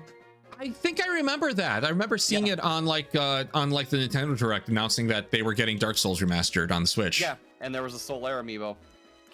Sold out instantly. I was gonna say, I think that's the only time I've actually heard about that. I have no idea what it does. I don't know what it does either. Oh, geez. Hello, Palkia. Careful, they know Dragon Rages. Yeah. I mean, you're tanky, but you're fine. I'm still trading out. We're not playing. Oh, homie ain't playing that game. Yeah. His stats are nowhere near for alligators, so. All right, we're gonna try. A good move. We're gonna Hydro Cannon. I'm not gonna play too much because I can always heal up for a turn or two. Oh, that didn't do much. Okay. I forgot they were water type. Yes. Luckily, he can't do much. Dragon. That's fine. I can do this for a turn. Have some soda. Have some sody crap. I'm trying to think of other physical, actual collector's editions we have. I mean, I guess these technically count. We have the collector's edition of, the Kickstarter editions of a lot of the recent like Myst Studio games. So I was a big backer of Abduction, which was PS4 era. We have the big full went all out for it Myst 25th edition box. Which had it was a case that was the Myst book, had all 7 games in it, had an actual physical inkwell and pen. That's cool. And you open it and it's got a video screen in it that plays the videos from the game that you'd find in the actual books. And a couple other things too. And that was their big push to get once they got a hold of the licenses for all the games that they didn't technically make. So that they could then get them Windows 7 and 10 compatible. So that was a big deal with that. And then their most recent game, Firmament, we actually just last month got the Kickstarter box for that, even though the game came out almost a year ago now, but that's Kickstarter for you. Yeah, I mean, that's how it is. I just backed The Adventure Is Nigh Kickstarter because I'm a sucker for that series, and then Red Dragon Inn. Yep. Which that's going to be fun to play that. Oh, that'll be a fun one. I really do like Red Dragon Inn. I just wish there was better rules for the money. That's my only real complaint about that game. Yeah, Red Dragon Inn is a lot of fun, but it's one of those where you can't be willing to take it too seriously because it's with so many characters and so many things they've added to it, it's not balanced. So you can't sit here and be like, I'm going to play Red Dragon Inn tournament style. That's not a game for that. Well, or you can't. Honestly, you can't you could play it hardcore where you're like, I'm just gonna go and try to wipe everyone as fast as possible, but then that kind of makes the game boring. Right. My only thing is I've honestly thought about just adding a house rule to the game where if you run out of money, you can beg for money, or you could air quote say you have, because the ways you get on that game is you either get drunk, you lose all your health, or you lose all your money. And I feel with money, because money is there's very few characters that are actually if they're really good at getting money, then everyone else is really bad at getting money. Yes. So, and that's where it tends to be the balance issue. And I honestly feel you could do something where if you played it in character, you could get back into the game. Say if you're a beefier character, you could air quotes be hey, you can punch me in the arm and I'd lose a health for 5 gold. Yeah. And or you could beg for gold if that's how your character is, or you know what I mean? Yeah. There would have to be some house rule where no one has to take you up on your offer. True. But if it's a bar, if we're in a bar scenario, there's plenty of ways you could be okay, I need money. How do I get money in a bar? Right.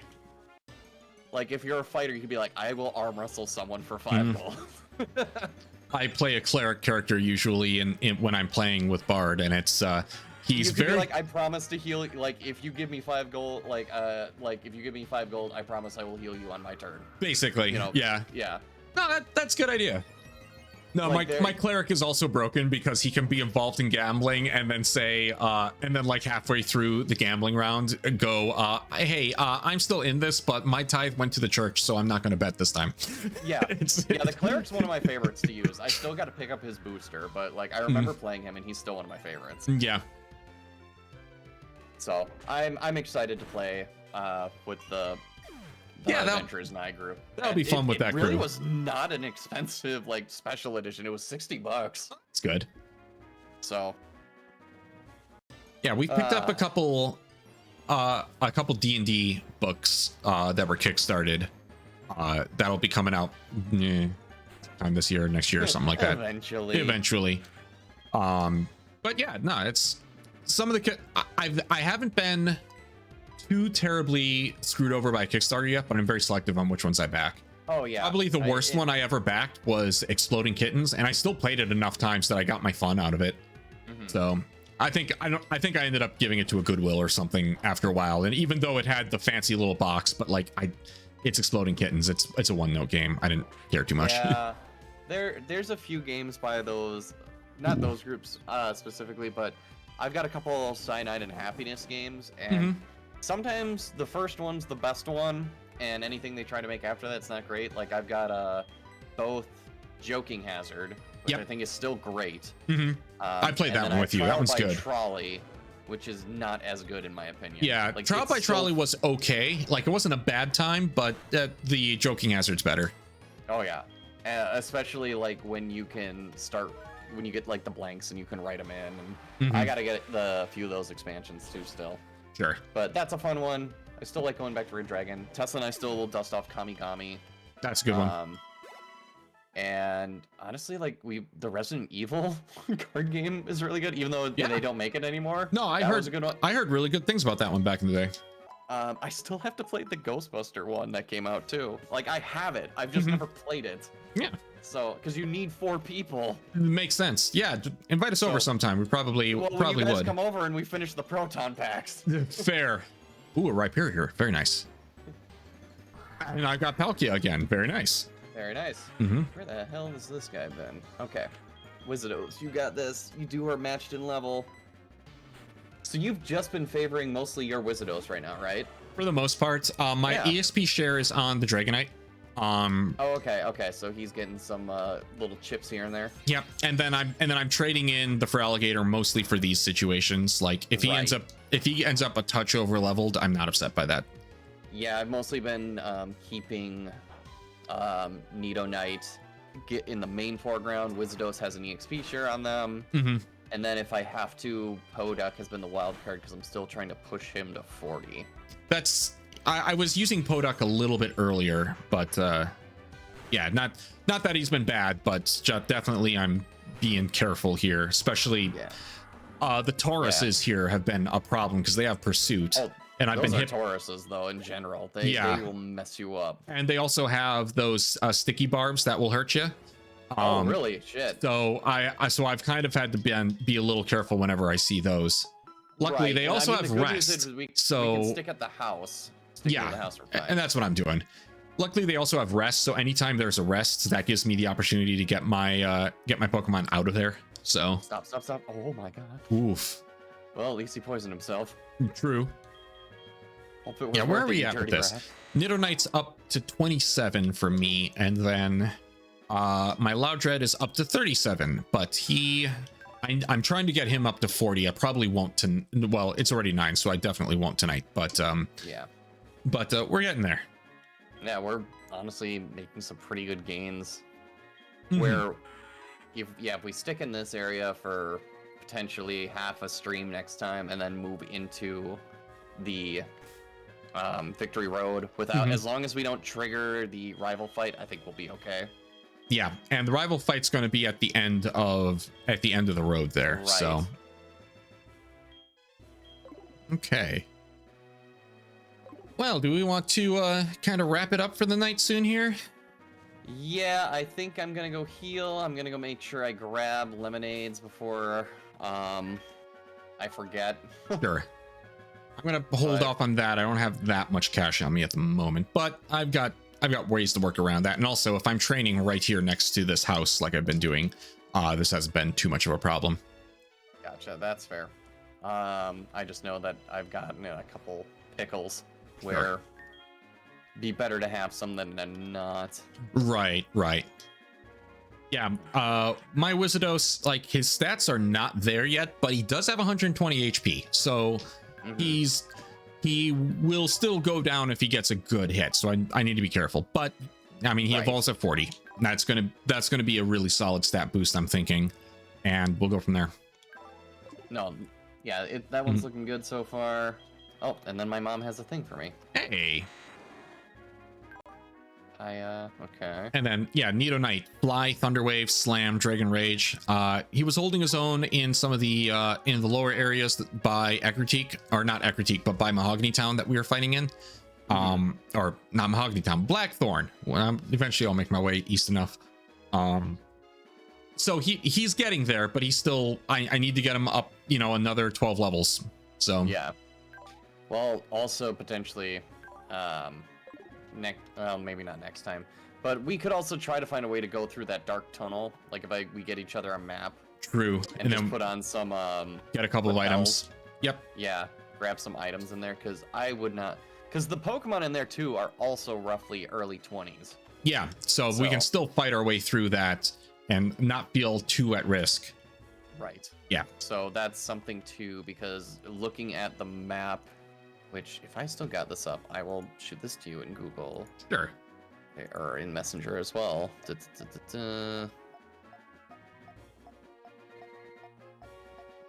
Boy, my history is just weird right now. Martin Sheen, Mass Effect. Biggest differences between Persona 5 and Rockville. Resident Evil Collectors. Man, I'm throwing the FBI off, you guys. Oh, yeah. They'll have no clue. They're sitting here watching this, judging our Pokemon preferences. What's he doing? Why is he still training? He can't be training here. There's a better training spot. Yeah. All right, so I will send you this, and then that's what I was kind of using as like a base. Sure. For just initially going through the cave to see if there was anything in there. Yeah. But seemed to work pretty well, so. I'm okay with that. That'd be something fun. We kind of kick off tomorrow with, we go through the dark cave and get all the items. Next time, yeah. Hey, I mean, if we're able to get that upgrade, man, like I know all the hopes and dreams rest on it, but is like, come on, man. If it drops, we just need it once, and you're in real good shape. Potentially, let me see. In the map, does it show like any TM? Oh, there's also trainers in there as well. Cool. Which that'll help. Not going to be upset about that. I don't know if there's any TMs or anything, but I definitely see Pokeballs, and I found things through Item Finder. So there's definitely things of value in there. Sure. And like, yeah, there could be anything that could help either of us. Because do you have like a leftovers or anything yet? Oh yeah, I've got 2 of them, I think. So. Okay. So then, frankly, that'd actually be a really good thing to be putting on this Loudred instead of the Razor Claw that hasn't really kicked off. Yeah, we're gonna change that now before I forget. Because I definitely have leftovers. I think I have 2 leftovers. Yeah. Yep. Yeah, there you go. And you got a Power Anklet. Mm-hmm. So if there's a Pokemon you're trying to physically beef up, that's worth it, I think. That's what that's what I had on my Nidorina and my Torterra. Increases some speed. Wait, that's right. You got the redundant one. Yeah, it reduces speed when I'm wearing it, but then it'll beef up the speed stats. So. Yeah, when they level up. Mm-hmm. So. Which might be something I put on Dragonite if I pull the EXP share off of him for a little bit. That's right. You can make him super fast. That would be pretty handy. Because I think speed is his weakness, actually. Right. Yeah, his speed he is not a fast Pokemon. So if I can get his speed, yeah, at least kind of counter that natural state a little bit, that'd be really good. Right. Well, let's. His stats overall are about the same as Loudred, and he's a solid 10 levels below. But that's just Dragonite for you. He's a grower, not a shower. Okay. Accurate. Yeah, Nidorina. I balanced out the special defense, so they're better now. At least it's even. Mm-hmm. And across the board a little bit. Yeah. Ferret's still fine. Wizardos is doing fine. Like, Good. Like that attack is 107 already. Yep, that's what we wanted to see. So I just gotta give him some carbos and maybe get that speed stat up. Mhm. So, Poduk is doing its best. He tries. I mean, it's 82 special attack is nothing to Yeah, guffaw at. that's solid. So, but yeah, I think that's probably what we'll stop for tonight. We'll probably have one more training session. Yeah, because Nido Knight Mhm. really could still use a little bit more pickup. Wait a minute. Hold on. I'm gonna see something. Hold on. What's up? I have Poison Tail, which it didn't work on Nidoran because they don't have tails. Right, Nido but Arena should have a tail. Damn it! It doesn't have a tail Oh, okay. technically yet. When okay. it's Nido Queen, it will. Yep. But yeah, what we'll do is we'll probably have to at least do one more training session because we're gonna be facing people that are level 40. Yep. And yeah, that's gonna be kind of rough. Yeah, we need to have enough Pokemon in a decent condition there. Right. And then hopefully the stream after that will be ready to at least fully get through Victory Road. Mm-hmm. And hopefully we'll get Elite Four and knock on wood, knock it out on the first try, because then we're back to this, baby, if we mess it up. Yep. So, Where Elite Four is going to be scary. Not gonna lie, but if we can pull that off, man, that'll feel good. yep, if the RNG gods are with us. Right. So, We're gonna have to be so stocked up on healing items. yes. And there are trainers inside Victory Road as well. Yep. So Well, we're not completely done yet. Mm-hmm. We'll get some help. But I think, yeah. But we'll end it there. As always, Alhan, where can they find the episode if they missed it? Yep, episodes are on YouTube, youtube.com/@Alhan1. All the archives are on there. Look for the Pokemon Nuzlocke playlist. Everything dating back to our first episode is all uploaded. So, yes. Otherwise, we'll plan to be back next Monday at 7. I may do an art stream later this week, depends on how the week goes. Cool. Just for casual funsies. Mhm. Last time I tried to do one, I accidentally had a THC seltzer that was too strong, and I got too high before I hit the go live. So, oh no, that got backseated. Yep. So maybe we'll do it this week. It all kind of depends on my work right now. Sure. Alhan, do you have anything coming up otherwise? Nothing huge. Possibly we'll do a stream also at some point this weekend. Probably some music, but we'll see. We'll kind of see how things go. Gonna be a feel it out kind of week, I think. So. Alrighty. Then everyone, be sure to have a good night. Mhm. Take care. Alhan, thank you again for playing, and you have a good night as well. Yes, you too, man, and we'll catch you all later. See ya. See ya.